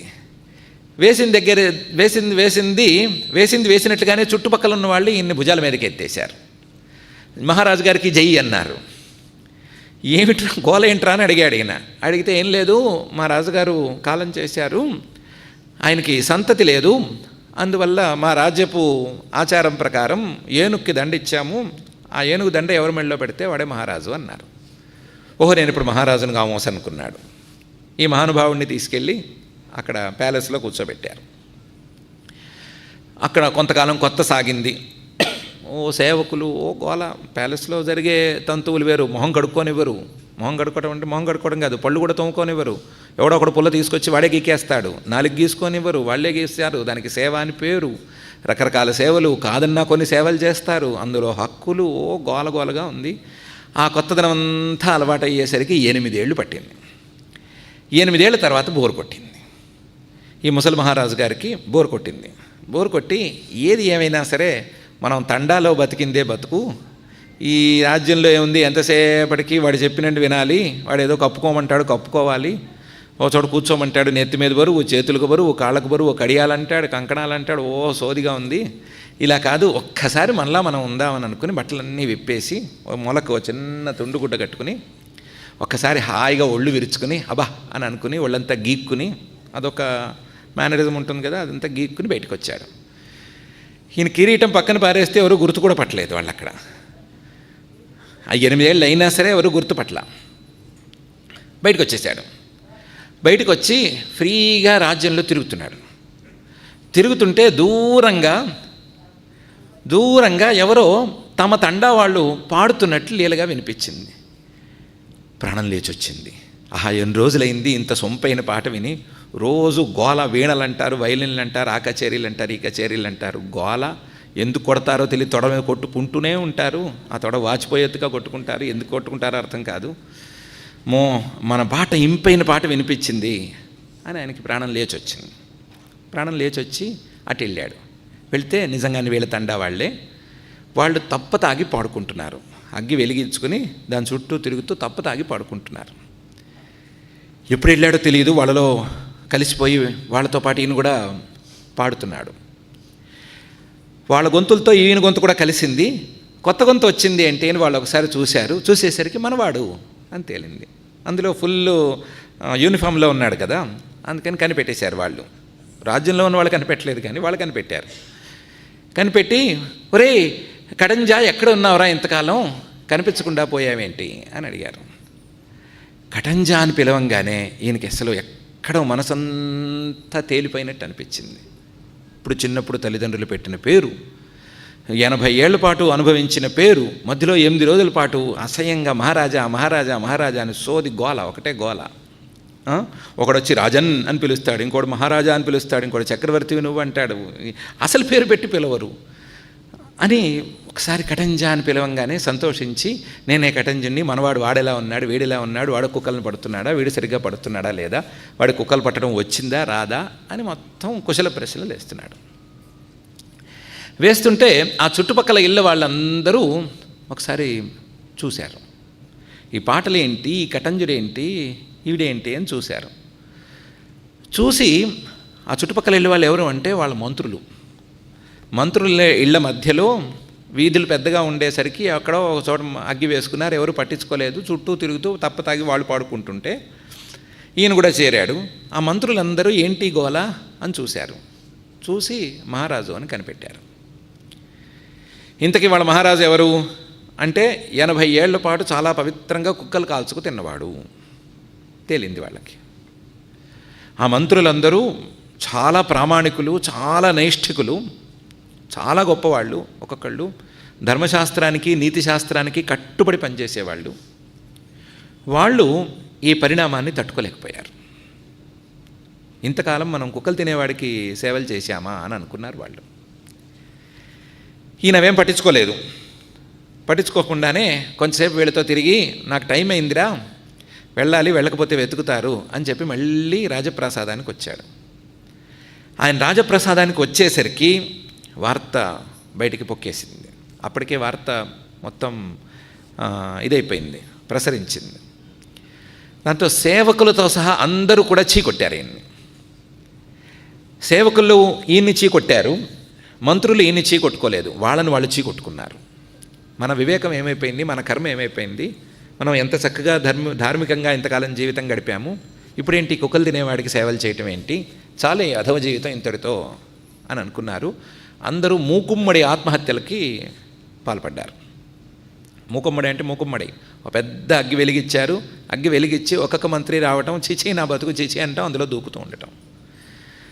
ఈయన రాజప్రసాదం నుంచి చూస్తే సామూహిక ఆత్మహత్యల కార్యక్రమం కనిపిస్తోంది. ఎందుకు ఆత్మహత్యలు చేసుకుంటున్నారు అంటే మిగతా వాళ్ళందరూ చీకొట్టారు, కానీ ఒక్కడు మాత్రం సమాధానం చెప్పాడు, నీ వల్లే ఆత్మహత్యలు చేసుకుంటున్నారు అని. ఎందుకు అంటే ఇంతకాలం నువ్వెవరివో తెలీదు, తెలిసేసరికి ఆ విషయం తట్టుకోలేక వాళ్ళందరూ ఆత్మహత్యలు చేసుకుంటున్నారు అని అన్నాడు. అంటే ఈ 8 ఏళ్ళు ఇంతమంది మహానుభావుల మధ్య గడిపాడు కదా పాపం. ఈయనకి కొంచెం వివేకం వచ్చింది. అయ్యో నా వల్ల ఇంతమంది ఇబ్బంది పడుతున్నారే, ఇంతమందిని ఇబ్బంది పెట్టే జీవితం నాకు మాత్రం ఎందుకు, వాళ్ళందరూ ఎందుకు ఆత్మహత్యలు చేసుకోవటం, ఈ ఆత్మహత్య ఏదో నేనే చేసుకుంటాను అని అనుకున్నాడు. వాళ్ళు వెలిగించిన నిప్పు దగ్గరికి వెళ్ళి ఆ నిప్పు దగ్గర నుంచుకుని ఛీ నా జీవితం అని అనుకుని అగ్గిలో పడ్డాడు, నీళ్ళలో తేలాడు. అక్కడ అగ్గిలో పడ్డాడు, ఇక్కడ నీళ్ళలో మెలకు వచ్చింది, తేలాడు. చిచి ఇదేం పగటిపూట కళ అని తిట్టుకున్నాడు. ఇదేం పగటి కళ, ఏదో నిద్ర, రాత్రిపూటే నిద్రపోవటం తప్పు అనుకునే స్థితిలో ఉండి, రాత్రిపూట యోగులు చేయాల్సిన సాధనంతా అర్ధరాత్రి 2 నుంచి ఉంటుంది అంటారు. వాళ్ళకి సూర్యోదయం కాకూడదు, సూర్యోదయం కాకుండానే ప్రాతస్నానం చేయకుండానే అవసరమైతే ప్రాతస్నానాన్ని కూడా స్కిప్ చేసి, పొద్దునపూట చేయాల్సిన స్నానాన్ని స్కిప్ చేసి మొత్తం తలుపులన్నీ బిడాయించి తెల్లవారుజామున అట్మాస్ఫియర్ తీసుకొచ్చి చీకట్లో చిన్న దీపం వెలిగించుకుని సాధన చేసుకోవాల్సిన వాళ్ళు రాత్రిపూటే నిద్రపోకూడదు. అలాంటిది పగటిపూట నిద్ర ఏంటి, స్నానం చేస్తూ నీళ్ళలో నిద్ర ఏంటి, ఆ నిద్రలో ఈ పిచ్చికలేంటి అని తిట్టుకున్నాడు. తిట్టుకుని ఏదో స్నానం పూర్తి చేశాడు, మాధ్యాహ్నికమో ఏదో చేసుకుని ఇంటికి వెళ్ళిపోయాడు, కూర్చున్నాడు. ఆ కళ మాత్రం గుచ్చుతోంది. ఆ కళ కన్న తీరు రెండు గుచ్చుతున్నాయి. చిచి ఏమిటి పిచ్చి కళ, ఇదేనా అపశకునమా అని అనుకుంటున్నాడు, గుచ్చుతోంది. ఇలా కొన్నాళ్ళు గడిచేసరికి ఆయన దగ్గరికి ఓ అతిథి వచ్చాడు. ఆ అతిథి చిక్కి శల్యమై ఉన్నాడు. శల్యమై ఉండి, అయ్యా ఏమిటి ఇంత చిక్కి ఉన్నారు అంటే, నేను అన్నం తిని 15 రోజులు అయిందన్నాడు. అన్నం తిని 15 రోజులు అయిందంటే, అయ్యా మీరు తొందరగా స్నానాదులు అవి చేసుకురండి, నా దగ్గర ఉండే దుంప ఏదో మీకు కూడా పెడతాను, మొక్క తిందురుగాని అన్నాడు ఆయన. ఇద్దరు ఏదో స్నానాలు చేశారు. ఈయన దుంప వంట వారిపై ఏం లేదు, అసలే ఒంటికాయ గారైనా వంట వారిపై ఏం చేయలేదు, దుంప ఏదో మొక్క పెట్టాడు. ఆయన చాలా ఇష్టంగా దాన్ని తిని త్రేయించి కాసేపు విశ్రాంతి తీసుకుని ఓపుకొచ్చింది అన్నాడు. ఆయనకి ఇంతవరకు అతిథులు రావటమే చాలా అపురూపం, చాలా రేరు. అందులో ఇలాంటి అతిథి రావటం అనేది ఆయన అస్సలు ఊహించలేదు. అతిథి వచ్చాడు. అతిథితో ఈయన ఎప్పుడూ కలపంది మాటలు కూడా కలిపాడు. ఏమండి ఇంత చిక్కిపోయి ఉన్నారేమిటి, ఇంత నీరసంగా ఉన్నారేంటి, శరీరమాద్యం కలు ధర్మ సాధనం కదా, కొంచెం బాడీ ఫిట్గా ఉండేటట్టు చూసుకుంటేనే కదా ముందుకెళ్ళేది అనేదో మాటలు కలిపాడు. కలిపితే ఆయన అన్నాడు, ఓ చిన్న తప్పు జరిగిపోయింది, చిన్నదేం కాదు పెద్దదే తప్పు జరిగింది, అందువల్ల నేను ఇలా ఉపవాసాలు చేసి చిక్కుతున్నానన్నాడు. ఏం జరిగింది అంటే, నాకేదో ఎప్పుడు దేశ సంచారం చేయాలి అనేది ఎక్కువ ఇష్టము, అందుకని దేశ సంచారం చేయటం కోసం కీరదేశం అనే దేశానికి వెళ్ళాను. అక్కడ ఒక మంత్రి గారింట్లో ఒక 1 నెల రోజుల పాటు ఉండిపోయాను. 1 నెల రోజుల పాటు మంత్రి గారింట్లో ఉండిపోయాను. ఆయన చాలా యోగ్యుడు అనుకున్నాను, చాలా గొప్పవాడు అనుకున్నాను. మామూలుగా ఎక్కడా 1 నెల రోజులు ఉండను, కానీ 1 నెల రోజులు ఉన్నాను. 1 నెల రోజుల తర్వాత తేలింది ఏంటంటే, ఆ మంత్రి గారు ఒక కుక్కను తినేవాడికి సేవలు చేస్తూ వచ్చాట. అందుకని ఆయన ఆత్మహత్య చేసేసుకున్నాడు. నాకు కూడా కడుపులో దేవినట్టు అయిపోయింది. కుక్కలు తినేవాడికి సేవ చేసుకునేవాడి ఇంట్లో పడి 30 రోజులు నేను అన్నం తినానా అని. దాంతో నేను చాలా బాధపడిపోయి అక్కడి నుంచి ఆ కీరదేశం నుంచి చాలా దూరంగా ఉండే త్రివేణి సంగమానికి వెళ్ళాను. కుంభమేళ కాకపోయినా సరే త్రివేణి సంగమనానికి వెళ్ళాను. అక్కడికి వెళ్ళి అక్కడ స్నానం చేశాను, అక్కడేవో చేశాను, అవి చేశాను. అప్పటికి ఏంటంటే 30 రోజుల పాటు వాళ్ళ ఇంట్లో అన్నం తిన్నాను కదా, కడుపంతా పాడైపోయింది.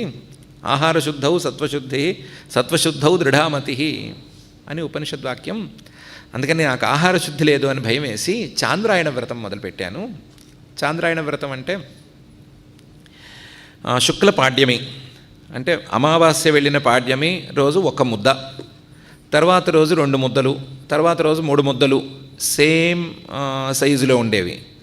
పెద్ద ముద్ద పనికిరాదు, చిన్న ముద్దే, సేమ్ సైజులో ఉండేటువంటి ముద్దలు ఇలా ఒక్కొక్కటి పెంచుకుంటూ పౌర్ణమికి వచ్చేసరికి 15 ముద్దలు, మళ్ళీ పౌర్ణమి మన్నాడు 14 అని ఇలా తగ్గించుకుంటూ అమావాస్యకు వచ్చేసరికి 0 అని ఒకసారి ఒక రౌండ్ చేస్తే ఒక చాంద్రాయణ వ్రతం.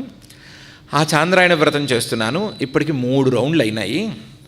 3వ రౌండ్ చాంద్రాయణ వ్రతం చివరి రోజుకి మీ దగ్గరకు వచ్చాను. నిన్న అమావాస్య కదా, 0 ముద్దకు వచ్చింది, అందుకనే మరీ నీరసించిపోయి ఉన్నాను. మీరు పెట్టిన ఈ మూలానికి నాకు కాస్త ఓపిక వచ్చింది అని చెప్పాడు ఆయన. ఆయనకు ఓపిక వచ్చిన సంగతి ఈయనకి ఆశ్చర్యం కలిగించలేదు. ఈ కీరదేశం ఏంటి, మంత్రి ఏమిటి, కుక్కలు చంపిన వాడికి సేవలు చేయటం ఏంటి అని ఆశ్చర్యపోయాడు. జాగ్రత్తగా కనుక్కున్నాడు, ఏమండి దేశం పేరేంటండి అని. కీరదేశం. ఆ కుక్కల వాడు ఎక్కడి నుంచి వచ్చాడండి అని. ఫలానా తండా నుంచి వచ్చాడు అని. నిజమేనా అండి, ముసలివాడేనా అండి? ఆ ముసలివాడే. 80 ఏళ్ళ వాడేనా అండి? ఆ 80 ఏళ్ళ వాడే. 8 ఏళ్ళ పాటు రాజ్యం చేశాడండి? 8 ఏళ్ళ పాటు రాజ్యం చేశాడండి. ఇంత ఎత్తునుండేవాడా? ఇంత ఎత్తునుండేవాడు. ఇంత లావునుండేవాడా? ఇంత లావునుండేవాడు. అన్నీ కనుక్కున్నాడు. అన్నీ సరిపోయినాయి. మహర్షి గారిని పంపించేశాడు. పంపించి, ఒక మనిషిని నమ్మటం కష్టం. ఒకప్పుడు రేర్గా 2 మనుషులు ఒకే భ్రాంతికి గురవ్వచ్చు, సమానంగా 2 భ్రమలకు గురవ్వచ్చు. ఒకే నదీ తీరంలో నడుస్తూ ఉంటే ఆ నదీ తీరంలో నడిచే 2 ఒకే ఆల్చిప్పని చూసి ఇది వెండి అనుకోవచ్చు.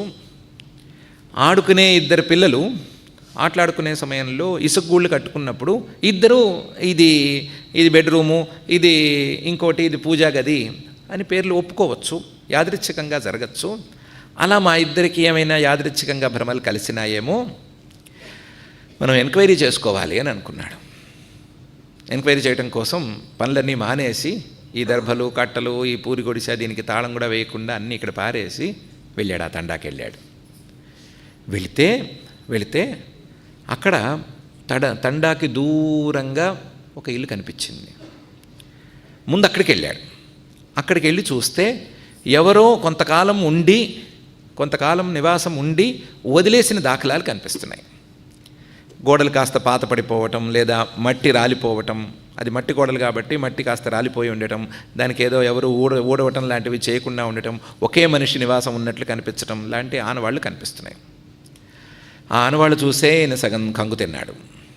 సరిగ్గా అక్కడికి వెళ్ళి చూస్తే ఇది నా ఇల్లు అనిపించేట్లే ఉంది ఆయనకి. అనుకున్నాడు. అనుకుని అక్కడి నుంచి తండాలోకి వెళ్ళి, ఈ తండాలో కటంజుడు అనేవాడు ఎవడైనా ఉన్నాడా అని అడిగాడు. ఉండకపోవడం ఏంటండి, ఆయన మాలో మహావీరుడండి, కుక్కను చూస్తే చాలు పట్టేసేవాడు, మహానుభావుడు, తర్వాత రాజు కూడా అయ్యాడు, ఆయన పరాక్రమం చూసి రాజరికం కూడా ఇచ్చారు, కిరీటం కూడా పెట్టారు అని వాళ్ళ తండాలు వాళ్ళు కథల కింద చెప్పారు. ఇలా కాదని చెప్పి ఒక్కొక్కడిని ఎంక్వైరీ చేయటం కోసం అక్కడ కొన్నేళ్ళు ఉండిపోయి ఎంక్వైరీ చేశాడు. ఇలా కాదనుకున్నాడు. అక్కడి నుంచి కీరదేశం వెళ్ళాడు. కీరదేశం వెళ్ళి అక్కడ కూర్చున్నాడు. అక్కడ 12 ఏళ్ల పాటు కూర్చున్నాడు. ఒక్కరోజైనా ఎవరైనా సరే ఇది జరగలేదు అని చెప్తారేమో అనే ఆశతో 12 ఏళ్ల పాటు కూర్చున్నాడు. ఎన్నిసార్లు అడిగినా సరే ఆ మహారాజుని తిట్టిపోయటం, లేదా వాడి వల్ల మొత్తం రాజ్యం భ్రష్టు పట్టింది అని అంటాం, లేదా వాడి పేరు చెప్పి ఏదో తిట్టడం, అసలు వాడి పేరు కటంజుట్ట, ఆ వెధవ మమ్మల్ని పాడు చేశాడంటాం, మా తాతగారికి ఇలా అయిందంటాం, ఇదే వినటం తప్ప ఎక్కడ మారలేదు. దాంతో పాపం మనిషి డీలా పడిపోయి దీనికి పరిష్కారం మన చేతుల్లో లేదు అని అనుకుని అప్పుడు ఒక్కసారి ఆలోచించాడు, ఏమైంది, ఎందుకు ఇలా అయింది అని ఆలోచించి, ఓహో నేను ఆయన్ని అడిగాను కదా మాయ చూపించమని, పొరపాటున ఆయన ఏమన్నా మాయ చూపించాడేమో అని అనుకున్నాడు. ఇప్పుడు ఈ మాయ చూపించాడేమో అనుకుంటే సరిపోదు కదా, ఇంతవరకైతే ఎంక్వైరీ చేసుకున్నాడు. ఇప్పుడు ఎవరిని అడిగి నిర్ణయించుకుంటాడు? ఏమో అంటే లాభం లేదు కదా. ఇలా కాదని చెప్పి మళ్ళీ కూర్చుని స్వస్థానానికి వచ్చేసాడు. అక్కడ కూర్చుని మళ్ళీ తపస్సు మొదలుపెట్టి చాలా కాలం పాటు తపస్సు చేశాడు. 1 సంవత్సరం చిల్లర పాటు తపస్సు ఏదో చేశాడు. చేస్తే ఈసారి విష్ణుమూర్తి ప్రత్యక్షమయ్యాడు. మళ్ళీ ప్రత్యక్షమైన వాడు, వత్సా నీకేం వరం కావాలను ఇలాంటివేం అడగలేదు. అడగకుండా, గాధే క్వచిత్ త్వయా దృష్ట మాయా మమ గరీయసి దృష్టం త్వయా జగజ్జాల చోదితం చేష్టితం దైష్టికాత్మకం అని అడిగాడు. గాధే, నాన్న నువ్వు అడిగిన మాయను చూసావా? నువ్వు మాయని చూపించాలని అడిగావు కదా, మాయని చూసావా? ఈ జగత్తుని మొత్తాన్ని, ఈ జగత్తు అనేటువంటి ఇంద్రజాలాన్ని చూపించేటువంటి మాయని నువ్వు కూడా చూసావా? నీ కోరిక తీరిందా అని అడిగాడు. అడిగితే పాపం ఈయన కంగు తిన్నాడు. ఈయనేదో చాలా ప్రశ్నలు వేద్దామని అనుకుంటే ఆయనే ఎదురు ప్రశ్న వేశాడు, మాయని చూసావా అని. దాంతో పాపం ఈయన కంగు తిన్నాడు. కంగు తిని, ఇదేమిటి స్వామి ఇలా అంటున్నారు అని అన్నాడు. అంటే ఆయన తిప్పి మళ్ళీ అన్నాడు, నీ కోరిక తీరిపోయింది కదా, మళ్ళీ ఎందుకు తపస్సు చేశావు, మళ్ళీ ఎందుకు నన్ను పిలిచావు అని అడిగాడు. చిత్తాభిగత ఏతస్మిన్ ప్రాప్తే సమ్యగనందిత తపో గిరితటే కుర్వన్ కిమన్యదభివాంఛసి అని అడిగాడు. నువ్వు ఒకసారి తపస్సు చేశావు, ఏదో ఫలానా మాయం చూపించమన్నావు, నేను చూపించాను. చూపించిన తర్వాత నీ కోరికను తీర్చుకున్న తర్వాత మళ్ళీ ఎందుకు తపస్సు చేస్తున్నావు, ఇంకా ఏమైనా చూడదలుచుకున్నావా అని అడిగాడు. అడిగితే ఈయన లెంపలేసుకుని, స్వామి ఇంకొకటి వద్దు, ఉన్నదానికి గతి లేదు, ఇంకోటి చూపించద్దు, దీని గురించే చెప్పు, నువ్వు నాకు మాయ చూపిస్తానని మాట ఇచ్చావు, ఇదేమిటి ఇలా చేశావు? నేను క్షణం పాటు ఇలా ఇది దర్భ తిప్పుతూ ఉంటే పూర్తిగా సాక్ష్యాలతో సహా అంత పెద్ద జీవితం ఎలా కనిపించింది? అందులో మాయలో భయంకరమైన విషయాలు ఉన్నాయి. నా తల్లిదండ్రులు చిన్నప్పుడే విడిచిపెట్టిపోయారు, నా బంధువులకి ఎవ్వరికీ నేనెవరో తెలియదు, ఏకాంతంగా పెరిగాను నేను, అన్నిటికంటే ముఖ్యంగా పెళ్లి చేసుకోలేదయా నేను పడుకోవటం ఏంటి, నా చిన్నప్పుడు తల్లిదండ్రులు రావటం ఏంటి, నాకే తెలియని బంధువులు రావటం ఏంటి, నాకు లేని భార్య వచ్చి నా పక్కన కూర్చుని ఏడవటం ఏంటి, ఇవన్నీ ఏమిటి?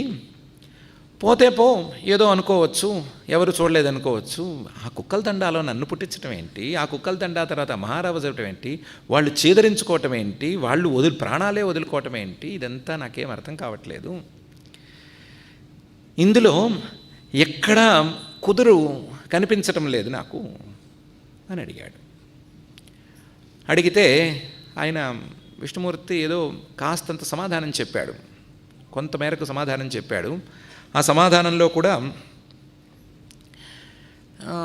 ఏం లేదు, నువ్వు కాస్త సత్కర్మాచరణ చెయ్యి, సత్కర్మాచరణ చేస్తే ఈ ప్రశ్నలన్నింటికీ సమాధానం వస్తుంది అన్నట్లుగానే చెప్పాడు. చాలా వివరించినట్లయితే లేడు, ఏదో కొంతమేరకు చెప్పాడు, కొంతమేరకు ఇలా ఉంటుంది అలా ఉంటుందని చెప్పాడు. నేను మళ్ళీ వచ్చి కూర్చుని ఆలోచిస్తే ఏం తెగుతుంది, ఏమీ తెగదు. పెళ్ళి ఎప్పుడైంది అని ఆలోచిస్తే పెళ్ళి కాని వాడికి ఏం తేలుతుంది, డేట్ ఎప్పుడు తేలుతుంది, తేలలేదు. తర్వాత కూడా తేలలేదు. ఎందుకైనా మంచిది అని మళ్ళీ ఆ తండాకి కీరదేశానికి వెళ్ళొచ్చాడు, అక్కడ మార్పు రాలేదు. దాంతో మళ్ళీ తపస్సు కూర్చున్నాడు.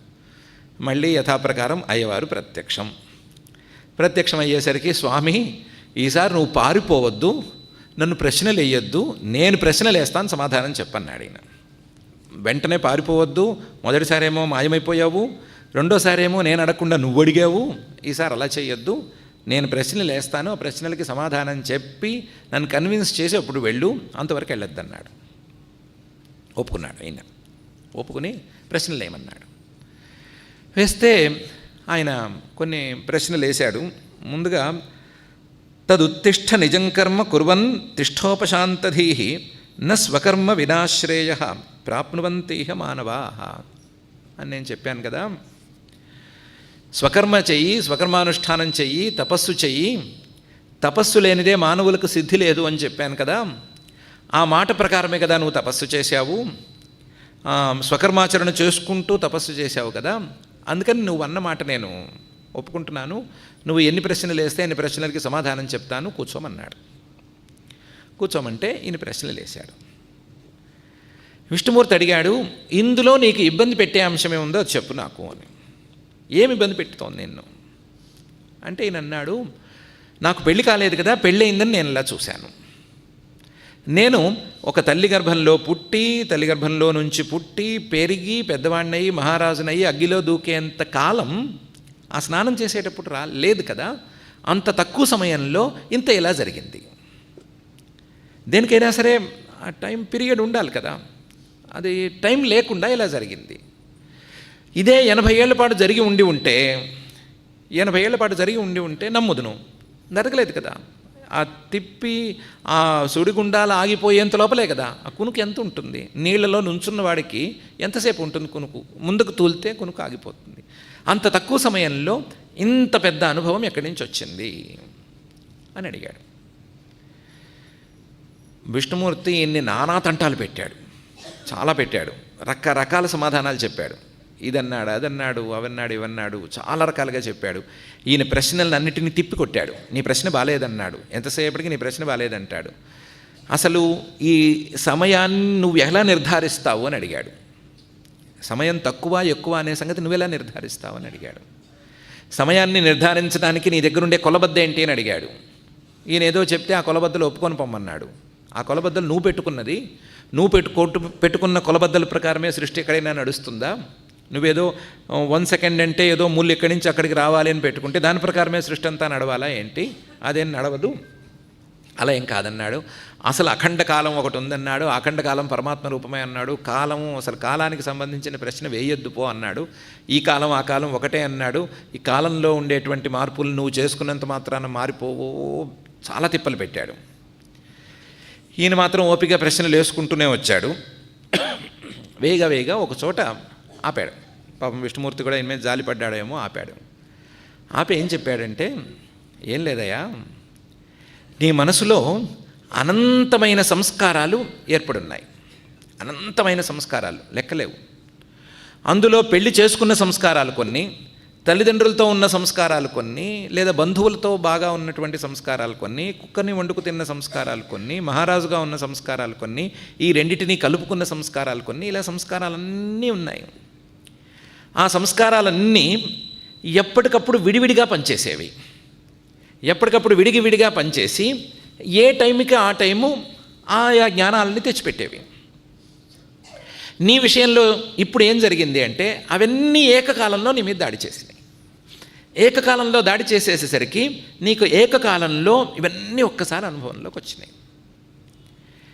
ఏకకాలంలో అనుభవంలోకి వచ్చినాయి కాబట్టే, ఒకదానికొకటి పొంతన లేదు కాబట్టే ఇది భ్రమ అని నువ్వు నిర్ణయించుకుంటున్నావు. కానీ ఇదే భ్రమని వెళ్ళి పరీక్షించుకుని చూస్తే భ్రమ కాదేమో అని సందేహపడుతున్నావు. దానికి నువ్వే కొలబద్ద ఏం పెట్టుకున్నావు? నువ్వు కొలబద్ద పెట్టుకున్నావు. ఏం పెట్టుకున్నావు? ఎప్పుడైనా సరే నాకు కలిగింది సరిగ్గా ఉందా లేదా అనే సందేహం వచ్చినప్పుడు వెళ్ళి పరీక్షించుకోవాలి. పరీక్షించుకుంటే గనక ఆ పరీక్షకి నిలిస్తే సరిగ్గా ఉంది, పరీక్షకి నిలవకపోతే సరిగ్గా లేదు. దాహం వేస్తోంది, దూరంగా ఏవో నీరు కనిపిస్తోంది. అప్పుడు నీళ్లు అక్కడ ఉన్నట్టా లేనట్లా? ఏం చేయాలంటే వెళ్ళి చూడాలి, వెళ్ళి ఏదో లెక్క పెట్టుకోవాలి. ఇంత దూరం నడుద్దాము, ఇంత దూరంలో ఉంది అని అనిపిస్తోంది కదా, అంత దూరంలో నీరు దక్కితే, ఆ నీటి తాలూకు ఛాయలు కనిపిస్తే, అంత దూరం వెళ్ళితే, దక్కితే, దాన్ని తాగితే, దాహం తీరితే నీరు ఉన్నట్లు. నీరు కనిపించినంత మాత్రాన నీరు అనటానికి కూడా ఏం లేదు. నీరు తాగాలి, దాహం తీరాలి, అప్పుడు నీళ్లు ఉన్నట్లు, లేకపోతే నీరు లేనట్లు అని అనుకుంటున్నావు కదా. దాన్ని కొంచెం శాస్త్రీయ పరిభాషలో చూసుకోవాలంటే 3-4 కక్ష్యాసు, 3-4 కక్ష్యల్లో సంవాదం అనేది ఉండాలి. 3-4 కక్ష్యాసు సంవాద అంటారు. ఫస్ట్ స్టెప్లో కానీ, సెకండ్ స్టెప్లో కానీ, థర్డ్ కానీ, ఫోర్త్ కానీ, కనీసం 4 స్టెప్స్లో మనకి సంవాదం అనేది కనిపించాలి. నీరు అనేది దూరంగా ఉందని అనిపిస్తే నీటి పక్షులు ఎక్కడైనా చుట్టూ తిరుగుతున్నట్టయినా ఉండాలి, లేకపోతే చల్లటి గాలి ఏమైనా తలగాలి. నీరు కనిపించటం అని మాత్రమే కాదు, నీటి తాలూకు గాలి ఏమైనా తగలాలి, చల్లగా గాలి తగలాలి. దగ్గరికి వెళితే తడి దూరం నుంచే అందాలి. నీరుంటే దాని దగ్గరలో తడి ఉంటుంది, ఆ తడి అందాలి. దగ్గరికి వెళితే నీరు తడిగా తగలాలి, నీరు తాగితే దాహం పోవాలి. 3-4 స్టెప్స్ ఉంటాయి. ఆ స్టెప్స్లో కనుక తేలితే అప్పుడు ఇది సరి అయిన జ్ఞానం. ఇది లేకపోతే, ఇలా కాకపోతే మాత్రం అది కేవలం ఎడారి ఎండమావులు మాత్రమే. ఎంత దూరం నడిచినా తడిగాలి తగలదు, ఎంత దూరం నడిచినా చల్లగాలి తగలదు, ఎక్కడికి వెళ్ళినా ఎంత వెళ్ళినా తడి తగలదు, నీరు దాహం తీరదు, దాహం పెరిగి కింద పడిపోయే పరిస్థితి వస్తుంది. కాబట్టి నువ్వే పరీక్షకి కొలబద్దల్ని కొన్ని పెట్టుకున్నావు. కొన్ని పెట్టుకుని ఆ పరీక్షల కొలబద్దల్లో దీన్ని కొలిచి చూస్తున్నావు. నీ సంస్కారాలు చేసే పనులకి నువ్వే పెట్టుకున్న కొలబద్దలకి ఒకప్పుడు పొంతన కుదురుతోంది, ఒకప్పుడు పొంతన కుదరట్లేదు. చెప్పుకున్నాం కదా. నీ సంస్కారాల్లో నువ్వేం పెట్టుకున్నావు, నీ కొలబద్దల్లో నువ్వేం పెట్టుకున్నావు? సంస్కారాల వల్ల ఎక్కడైనా సరే భ్రమ కలిగితే ఆ భ్రమ వాడికి మాత్రమే కలుగుతుంది, కానీ ఇంకొకడికి కలగదు. ఎవరి భ్రమ వాళ్ళది, ఎవరి కల వాళ్ళది. ఒకే సమయంలో ఇద్దరు వ్యక్తులు ఒకే కలను కనటం అనేది ఎక్కడా వినలేదు. కాబట్టి మనకి కల కలిగినప్పుడు, మనకి కల మనం చూసినప్పుడు ఆ కళని ఇంకొకళ్ళు చూస్తే అది కల కాకపోవచ్చు. మనకు భ్రమ కలిగినప్పుడు లేదా ఒక జ్ఞానం కలిగినప్పుడు దాన్ని ఇంకొకళ్ళు కూడా చూస్తే, ఇంకొకళ్ళు కూడా అలాగే అనుకుంటే అది భ్రమ కాకపోవచ్చు అని నియమం పెట్టుకున్నావు. నువ్వు నియమం పెట్టుకుని నువ్వేం చేసావు, నీకు భ్రమ కలిగితే దాన్ని వెళ్ళి ఇంకోళ్ళని అడిగావు. వాళ్ళు సేమ్ అనేసరికి ఇది భ్రమ కాదు అని నీ కొలబద్దల ప్రకారం నువ్వు నిర్ణయిస్తున్నావు. మొత్తం రెండూ నీవే, సంస్కారాలు నీవే, కొలబద్దలు నీవే, అన్నీ నువ్వు నిర్ణయించేస్తే ఇంక మాయ ఏం చేస్తుందయా? మాయ చేసే పనులే ఇవి. అది నీ కొలబద్దల్ని దాటి వ్యవహరిస్తుంది. నీ కొలతలు ఇవేమి దాని ముందు సాగవు, సాగకుండానే చూపిస్తుంది. చెప్పుకున్నాం కదా, ఇద్దరు మనుషులకి ఏకకాలంలో తాడును చూస్తే పాము అని భ్రమ కలగచ్చు. ఇద్దరికి కలిగింది కదా అని తాడు పాము అయిపోతుందా? పాము అయిపోదు కదా. ఓ 10 మంది కలిసి ఏకకాలంలో ఆల్చిప్పను చూసి వెండి అనుకోవచ్చు. వాళ్ళు చూసినంత మాత్రాన అది వెండి అయిపోతుందా? 10 మంది, 100 మంది, 1000 మంది, ఎంతమంది చూసినా సరే, మొత్తం సృష్టిలో ఉన్న వాళ్ళందరూ చూసినా సరే అది వెండి కిందకు వచ్చేస్తుందా? వెండిలా అది వ్యవహరించగలదా? వెండిలా దాన్ని కరిగించగలరా? దాంతో ఏమైనా వస్తువులు చేసుకోగలరా? లేదు కదా. వెండిలా కనిపించటం అనేది దాన్ని వెండిగా మార్చలేదు. మామూలు నియమాలు ఇలా ఉన్నా సరే ఒక్కొక్కప్పుడు ఈ నియమాలను దాటి కూడా ఉండొచ్చు. ఒక్కొక్కప్పుడు ఈ నియమాలను దాటి సంస్కారాల వల్ల కలిగినటువంటి భ్రమలు అందరికీ కూడా ఉండొచ్చు, పక్క వాళ్ళకు కూడా ఉండొచ్చు. అలాంటి అవకాశాలు ఉన్నాయి. కాబట్టి ఈ అవకాశాల్లో ఒక అవకాశం ఇది. నీకు అనంతమైన సంస్కారాలు, ఆ సంస్కారాలన్నీ ఏకకాలంలో సమయంతో నిమిత్తం లేకుండా పనిచేసినాయి. ఆ పనిచేసినటువంటి సంస్కారాలు సేమ్ టైం ఇంకొకళ్ళు కూడా పనిచేసినాయి. నీవి కావు, వాళ్ళవి. వాళ్ళు అలాగే అనుకుంటున్నారు, నువ్వు అనుకుంటున్నావు, అంతే తప్ప ఇది నిజం కావటానికి వీల్లేదు. ఇది నిజం అవ్వటానికి వీలే లేదు. ఇది నిజమే కాదు. నువ్వనుకున్నా నిజం కాదు, వాళ్ళనుకున్నా నిజం కాదు. నువ్వు నిజం కాదు అనేటువంటి నిర్బంధంలో ఉండే కదా ఇంతకాలం పట్టుబట్టు కూర్చున్నావు. నిజమే కాదు, నేను కుక్కను వండుకుని తినేవాళ్ళ పుట్టలేదు అని కదా నీకు. కానీ సాక్ష్యాలు దొరికేసరికి నువ్వు సందేహపడుతున్నావు. నీకు లోపల నిర్ణయం ఉంది నేను కాదు అని, కానీ సాక్ష్యాలు దానికి విరుద్ధంగా ఉండేసరికి సందేహపడుతున్నావు. ఎందుకంటే నువ్వే నియమం పెట్టుకున్నావు, సాక్ష్యాలన్నింటినీ నువ్వే రాసుకున్నావు, నువ్వే కాన్స్టిట్యూషన్ రాసేసుకుని దాని ప్రకారం నడవాలి అని అంటున్నావు. దాని ప్రకారం మిగతావి ఎక్కడ నడుస్తాయి? కాబట్టి ఇది నీ పరీక్షలకు లొంగేది కాదు నాయన, పరీక్షలను దాటి ఉండేది. ఈ మాయ యొక్క స్వభావం ఇంతే, ఈ మాయ తీరు ఇంతే, ఇలాగే నడుస్తుంది. కాబట్టి నువ్వు మాయను దాటే ప్రయత్నం చేయాలి, అంతే తప్ప మాయను చూసే ప్రయత్నం చేయకూడదు. మాయను చూసిన వాడు ఎవడు బాగుపడ్డ దాఖలాలు లేవు. మాయను దాటేందుకు ప్రయత్నం చేయాలి. మాయను దాటడానికి ఎలా చూడాలో అలా చూసుకోవాలి. కాబట్టి దానికోసం చూడు, కదలకుండా ఇక్కడే కూర్చుని 10 సంవత్సరాల పాటు చింతన చెయ్యి. కదలద్దు మెదలద్దు, కదలకుండా మెదలకుండా 10 సంవత్సరాల పాటు అహోరాత్రాల పాటు చింతన చెయ్యి, నేను అనుగ్రహిస్తాను, నీకు మాయ దాటే సామర్థ్యం వస్తుంది అని చెప్పి అప్పుడు అంతర్ధానం అయ్యాడు. గాది మహర్షి గారు పాపం వెంటనే ఆయన మాట మీద అక్కడే కూర్చుని కదలకుండా 10 సంవత్సరాల పాటు తపస్సు చేశాడు. చేసిన తర్వాత మాయను దాటి వెళ్ళాడు అని వశిష్ఠ మహర్షి గారు చెప్పారు.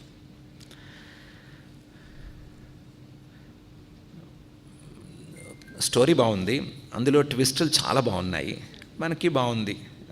కొత్తగా ఒక మసాలా లాంటిది వచ్చింది కదా, కుక్క వండుకు తినేవాడు మహారాజు అవ్వటం, వాడిని చూసి అందరూ చీ కొట్టడం బాగుంది. తేలింది ఏంటి అనేది ప్రశ్న. తేలింది ఏమిటి అంటే ఒకటే తేలింది, మనం ఊహించినట్లుగా కాకుండా, మనం నిర్ణయించుకున్నట్లుగా కాకుండా మనకు తోచనట్లుగా చూపించేదే మాయ. మనం ఊహించలేనటువంటి భ్రమలను మనకి కలిగించేటువంటిదే మాయ. అనుభవ రూపంలో ఉండేటువంటి మనకి, చైతన్య రూపంలో ఉండేటువంటి మనకి దృశ్యంతో కలిపినటువంటి, దృశ్యంతో మనల్ని కలుపుకునేటువంటి భ్రమలను కలిగించేదే మాయ. అలా కలిగిస్తోంది కాబట్టే అందులోనూ తెర వెనక ఉండి కథను నడిపిస్తోంది కాబట్టే మాయ చాలా ప్రమాదకారి. ఆ మాయను చూడాలనుకోవటం, దాన్ని ఏదో లక్షణం అనేటువంటి చట్రంలో ఇరికించాలనుకోవటం, మాయని ఏదో విధంగా చేసి ఒక డెఫినేషన్ తయారు చేసి అందులోకి ఇరికించాలనుకోవటం, ఇవన్నీ అయ్యే పనులు కావు, అయ్యే పనులు కావు.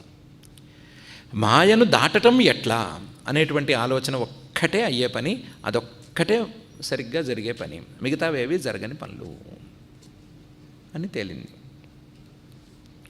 దాన్నే ఇంకొక చోట ఆయన చెప్పారు, తస్యా సత్వం అసత్వంచ నస్యాత్ నాసదితి స్థితం సత్ సదేవ హి సంవిత్తే అసంవిత్తే అసన్మయం అని.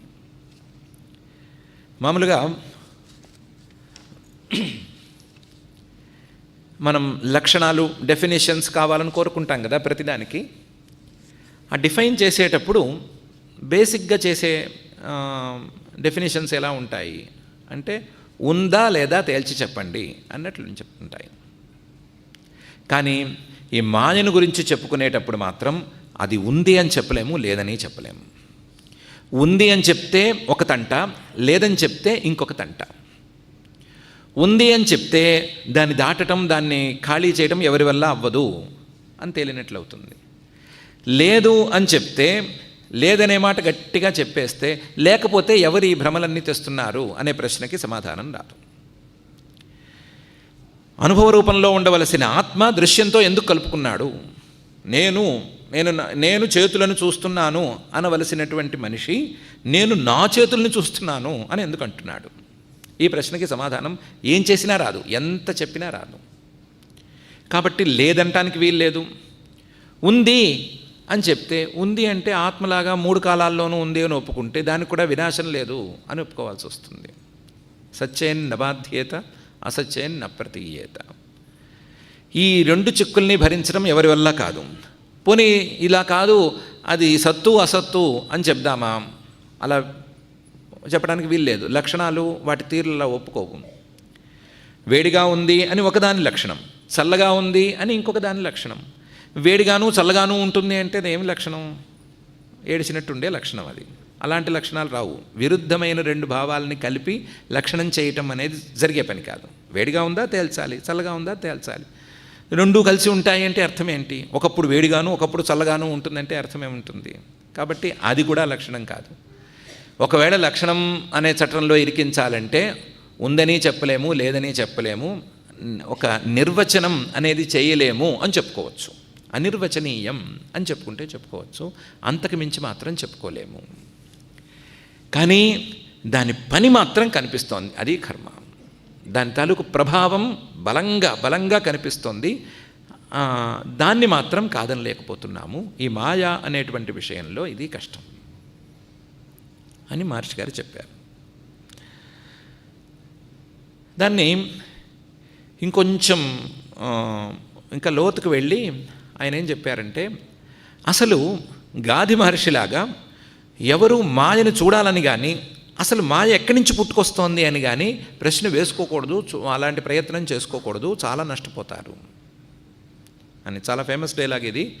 కుతో జాతేయమితితే రామమాస్తు విచారణ ఇమాం కథమహం హన్మి ఏషా తేస్తు విచారణ చెప్పారు. ఈ మాయ అనేది ఎక్కడి నుంచి వచ్చింది, ఎక్కడి నుంచి మొలకెత్తింది, ఎక్కడ పెరిగింది అని చూడొద్దు, చాలా ప్రమాదం అది. ఆ గాది మహర్షి గారు ఏదో కింద మీద పడి తట్టుకున్నాడు కానీ ఇంకోడైతే పిచ్చెక్కిపోయి ఉండేది అది. అలా పిచ్చెక్కిన వాళ్ళు కూడా చాలామంది ఉన్నారు.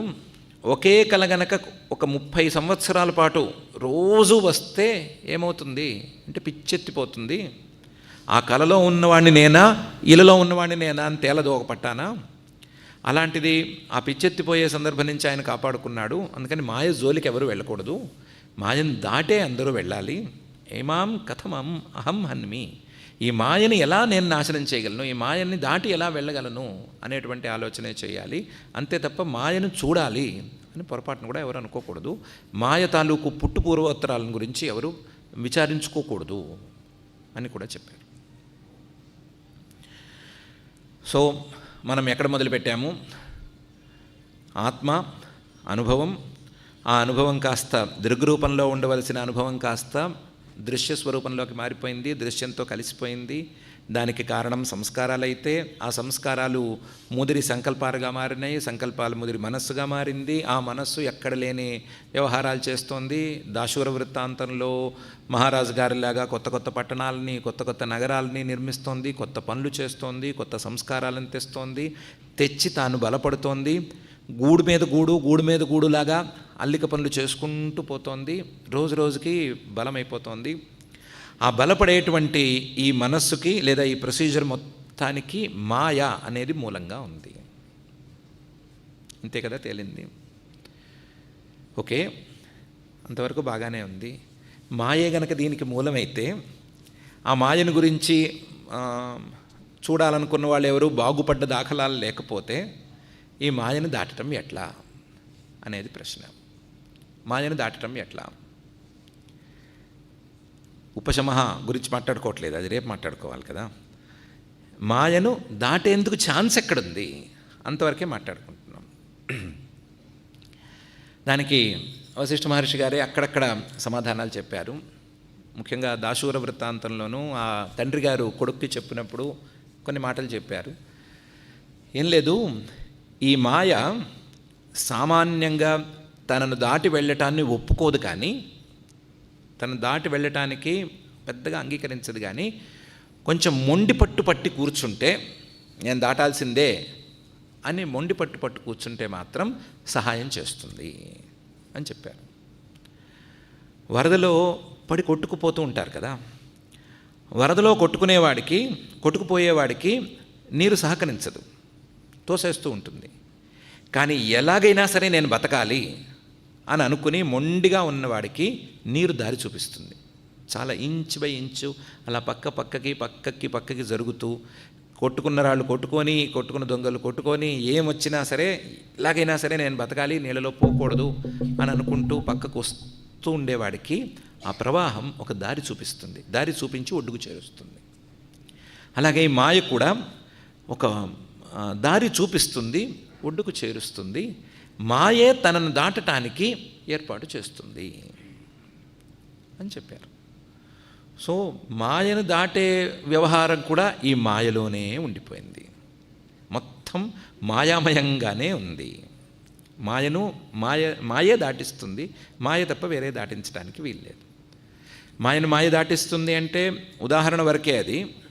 ఈ మాయ ద్వారానే తత్వజ్ఞానం అనేటువంటి జ్ఞానం జరగాలి, దానికి కావాల్సినటువంటి ఎక్సర్సైజ్ జరగాలి, దానికి ఆలోచనలు ఇవన్నీ ఈ మాయతోనే జరగాలి, మాయా ప్రభావంతోనే జరగాలి అని చెప్పారు. చెప్పేసరికి మనం కొంచెం మరి 8:20 అయింది కాబట్టి ఇక ప్రశ్నలు వేసుకోకూడదు మనసులో అని అనుకున్నాము. టైం దాటిపోతే ప్రశ్నలు రాకూడదు అనే జనరల్ రూల్ ఉంది కదా, దాని ప్రకారం ప్రశ్నలు వేసుకోకూడదు అనుకున్నాం. కానీ రాముడికి ఆ నియమం ఏం లేనట్టుంది. ఆయన కొన్ని ప్రశ్నలు వేశాడు. ఎక్కడైనా ఉంటుందా ఇది? మాయను దాటటానికి మాయ సహకరించటం అనే కాన్సెప్ట్ను ఒప్పుకోగలమా అంటే దానికి కొన్ని ఉదాహరణలు చెప్పాడు ఆయన. అవిద్యయైవ ఉత్తమయ స్వాత్మనాశోద్యమేచ్ఛయ విద్యా సా ప్రార్థ్యతే రామ సర్వదోషాపహారిణి అని మొదలుపెట్టి 3 శ్లోకాల్లో చెప్పారు. ఈ అవిద్య మాయలో ఉండేటువంటి అనేక ఆశ్చర్యాల్లో, అనేక విచిత్రాలలో ఒక విచిత్రం, ఈ మాయను నాశనం చేయటానికి, మాయ లేకుండా చేయటానికి లేదా మాయను దాటటానికి ఎవరైనా సరే ఉద్యమం, గట్టి ప్రయత్నం చేస్తే, ఉద్యమేచ్ఛయ గట్టి ప్రయత్నం, పట్టుదలగా మొండిగా గనక ప్రయత్నం చేస్తే వాళ్ళకి సహకరిస్తుంది. వాళ్ళకి విద్య, తత్వవిద్య అబ్బేటట్టు ఈ మాయ చేస్తుంది. సర్వదోషాపహారిణి, సర్వదోషాలను, మాయాదోషాలను పూర్తిగా తొలగించేసేటువంటి విద్య, తత్వవిద్య అందేటట్లుగా ఈ మాయే ఏర్పాటు చేస్తుంది. ఏర్పాటు చేస్తుంది అంటారేమిటి? దాన్ని ఎలా కుదురుతుంది అనేదే కదా ప్రశ్న. అంటే విను, శామ్యతి హ్యస్త్రమస్త్రేణ మలేన క్షాల్యతే మలః శమం విషం విషేణైతి రిపుణా హన్యతే రిపుః. అలాంటి సందేహాలేం పెట్టుకోనక్కర్లేదు. యుద్ధంలో ఎవరైనా ఒక అస్త్రం ప్రయోగిస్తే ఆ అస్త్రం తాలూకు ప్రభావం తగ్గాలంటే ఏం చేస్తారు? ఇంకొక అస్త్రం వేస్తారు, అంతే కదా. కత్తి ఉంది, కత్తిని ఆపాలంటే ఏం చేస్తారు? ఇంకో కత్తిని కదా అడ్డం పెడతారు. ఎంతకాలం పాటు డాల్ని పెట్టి కూర్చుంటారు? కత్తిని కత్తితోనే ఆపుతారు కదా. శామ్యతి హ్యస్త్రమస్త్రేణ. ఇంట్లో గిన్నెలు బాగా మసిపట్టిపోయినాయి, ఏం చేస్తారు? తోముతారు. ఇలా దేంతో తోముతారు? మట్టో ఇంకోటో వేసి తోముతారు. అక్కడ ఉన్నదేంటి? మసి. కొత్తగా వేసింది ఏంటి? ఇంకో మట్టి. ఉన్నది అదే కదా. అదే మట్టితో అదే మలినంతో ఇంకో మలినం పోవట్లేదా? ఆ మట్టిని తీసుకొచ్చి నెత్తిని రాసుకుంటారా? కాదు కదా. మొహానికి పూసుకుంటారా? పూసుకోరు కదా. అది మట్టి, ముట్టుకుంటే చేయి కడుక్కుంటారు కదా. అదే మట్టితో మాలిన్యం పోతుందా లేదా? కొన్ని సందర్భాలలో విషం ఎక్కితే విరుగుడుగా ఏమిస్తారు? విషాన్నే ఇస్తారు కదా. విషం విషేణ శమమైతి. ఇవన్నీ కాదు, నీతి శాస్త్రంలోకి వెళ్ళి చూస్తే వాడెవడో శత్రువు దాడి చేస్తున్నాడు, ఏం చేస్తారు? యుద్ధం చేస్తారా? ఊరికినే యుద్ధం ఏం చేయరు. వాడికి ఇంకో శత్రువు ఎక్కడో ఉంటాడు, వాడిని రెచ్చగొడతారు. వాడు నా మీదకి కాదు నీ మీదకి దాడి చేస్తున్నాడు అని రెచ్చగొడతారు. రెచ్చగొడితే ఆ శత్రువు ఈ శత్రువు కలిసి కొట్టుకుంటారు. కొట్టుకుంటే వాళ్ళిద్దరూ కొట్టుకుంటే వీడు హాయిగా ఉంటాడు. శత్రువు కొట్టుకుని వీడికి సుఖం కలిగిస్తారు కదా. ఇలాంటివి ఎన్నో దృష్టాంతాలు ఉన్నాయి. అలాగే ఈ మాయలో కూడా 2 విభాగాలు ఉన్నాయి అనుకుందాము. ఒక విభాగం ఎప్పుడో కానీ పనిచేయని విభాగం, ఒక విభాగం ఎప్పుడు పనిచేసేటువంటి విభాగం. ఒక విభాగం, మొదటి విభాగం, దీన్ని ఎవరు ముట్టుకోవాలని అనుకోరు. ఎప్పుడు ప్రయత్నం, సతతోద్యమం అని చేస్తే గనక, దాన్ని ముట్టుకుంటే గనక, ఆ విభాగం ముట్టుకుంటే ఆ విభాగం వచ్చి 2వ విభాగాన్ని మింగేస్తుంది. దాంట్లో ఏమీ ఆశ్చర్యం లేదు. ఈదృశీరామ మాయేయం యా స్వనాశేన హర్షద న లక్ష్యతే స్వభావోస్య ప్రేక్ష్యమాణైవ నశ్యతి. రామ, మాయ అనేది ఈ రకంగా ఉంది, ఏం చేస్తాం? మనమేం చేయగలం? ఈదృశీరామ మాయేయం. మాయ అనేది ఇలాగే ఉంది, దాని స్వభావం ఇంతే. దాని స్వభావం దాన్ని నాశనం చేసుకోవటానికి, దాన్ని తొలగించుకోవటానికి అదే ఉపయోగపడటం అనేది ఒక స్వభావం, విచిత్ర స్వభావం. దానికి ఉన్న మిగతా విచిత్రతలతో పాటుగా ఇదొక విచిత్ర స్వభావం. ఇంకొక విచిత్ర స్వభావం, దాన్ని గనక సరిగ్గా చూస్తే, అది పోవటం కోసం చూడవలసినటువంటి తత్వాన్ని చూస్తే ఖచ్చితంగా పోతుంది. అఫ్కోర్స్ ఆ గాధి మహర్షి గారు కూడా మాయ చూడాలనుకున్నాడు, ఆయన చూశాడు, చూసిన వాడికి మాయ అయితే పోయింది. అయితే తర్వాత ఆయన చాలా దాని మీద ఎక్సర్సైజ్ చేయవలసి వచ్చింది. ఆయన చేశాడు, చేసినందుకు పోయింది. ఈదృశీ నామ మాయేయం. మాయ అనేది ఇలా ఉంది, మనం ఏం చేస్తాము? అది ఒకప్పుడు తన నాశానికే తాను తోడ్పడుతుంది. తనను ఎవరైనా చూస్తే లేదా చూడవలసిన దాన్ని చూస్తే తాను ఎగిరిపోతుంది లేదా ఎగిరిపోతుంది. దాని స్వభావం. మనం ఏం చేస్తాము? దాని లక్షణమే ఇది. కాబట్టి మాయను పోగొట్టుకునేటువంటి జ్ఞానం మొదలైనవన్నీ కూడా ఇందులోనే ఉన్నాయి, మాయలోనే ఉన్నాయి అనేది దానికి ఒక విషయం. కాకపోతే అస్తంగతాయాం క్షీణాయాం అస్యాం జ్ఞాస్యసి రాఘవ యత ఏషా యథా చైషా యథా నష్టేత్యఖండితం అనే మాత్రం ఉంది.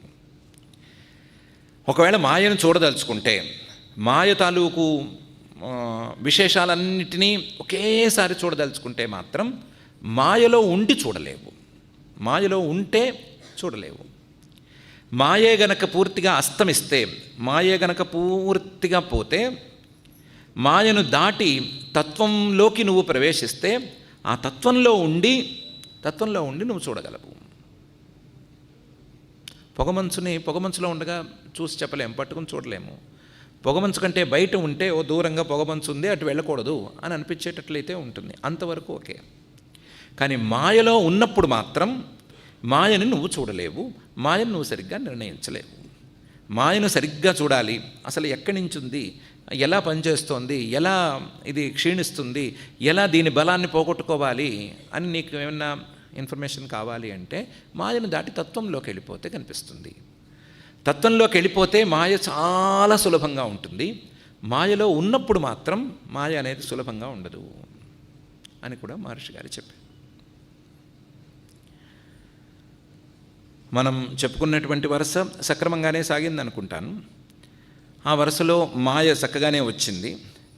ఆ మాయ తాలూకు లక్షణాలేవి చెప్పగలిగేట్లు లేవు అనే మాట కూడా వచ్చింది. ఒకవేళ చెప్తే ఏదో చివరిగా పోన్లే అనుకుని చెప్తే అనిర్వచనీయంగా ఉంది అని చెప్పుకోవటం, చెప్పలేనట్లుగా ఉంది అని చెప్పుకోవటం ఒక్కటే మిగిలింది. కానీ ఇందులో ఒక విశేషం కూడా ఉంది. తన నాశానికి, తనను దాటడానికి తానే ఉపయోగిస్తుంది. కాకపోతే దానికి మొండి పట్టు ఉండాలి, చాలా గట్టిగా పట్టాలి, ఎప్పుడూ ప్రయత్నం చేయాలి, నిరంతరం ఉద్యమం చేస్తే తనను దాటడానికి అది సహకరిస్తుంది. అలా సహకరించటమే దాని యొక్క లక్షణం. సహకరించి మొండు పట్టు పట్టి సాధన చేస్తే దాన్ని దాటిన తర్వాత, తత్వంలోకి ప్రవేశించిన తర్వాత ఆ మాయ ఏంటి, దాని స్వరూప స్వభావాలు ఏంటి అని చాలా సులభంగా చూసుకోవచ్చు అనేటువంటి పాయింట్స్ వచ్చినాయి. ఇది మాయ తాలూకు అతి సంక్షిప్త పరిచయం. మాయ గురించి మహర్షి గారు చెప్పిన దాంట్లో ఆవగింజంత పరిచయం. ఇది మాయ తాలూకు. అయితే దీని ఉపశమం ఏ విధంగా కలగాలి, అసలు ఉపశమం చేయటానికి ఏమేమి ప్రధానమైన సాధనాలు కావాలి, దాన్ని ఎలా అందుకోవాలి, ఎవరెవరు అందుకున్నారు, ఈ చెప్పుకున్నటువంటి ఈ సంస్కారాలు వీటన్నిటినీ దాటి మాయను దాటి వెళ్ళేందుకు ఏమేం చేయాలి అనే విషయాల్ని మనం యథాప్రకారం ఉపశమం అనేటువంటి శీర్షకం కింద రేపు తెలుసుకోవాల్సి ఉంటుంది. ఇప్పటికైతే మాయను గురించి ఇక్కడికి పూర్తి చేసుకుందాము. మాయ దాటగలం, అదేం దాటలేనిది కాదు.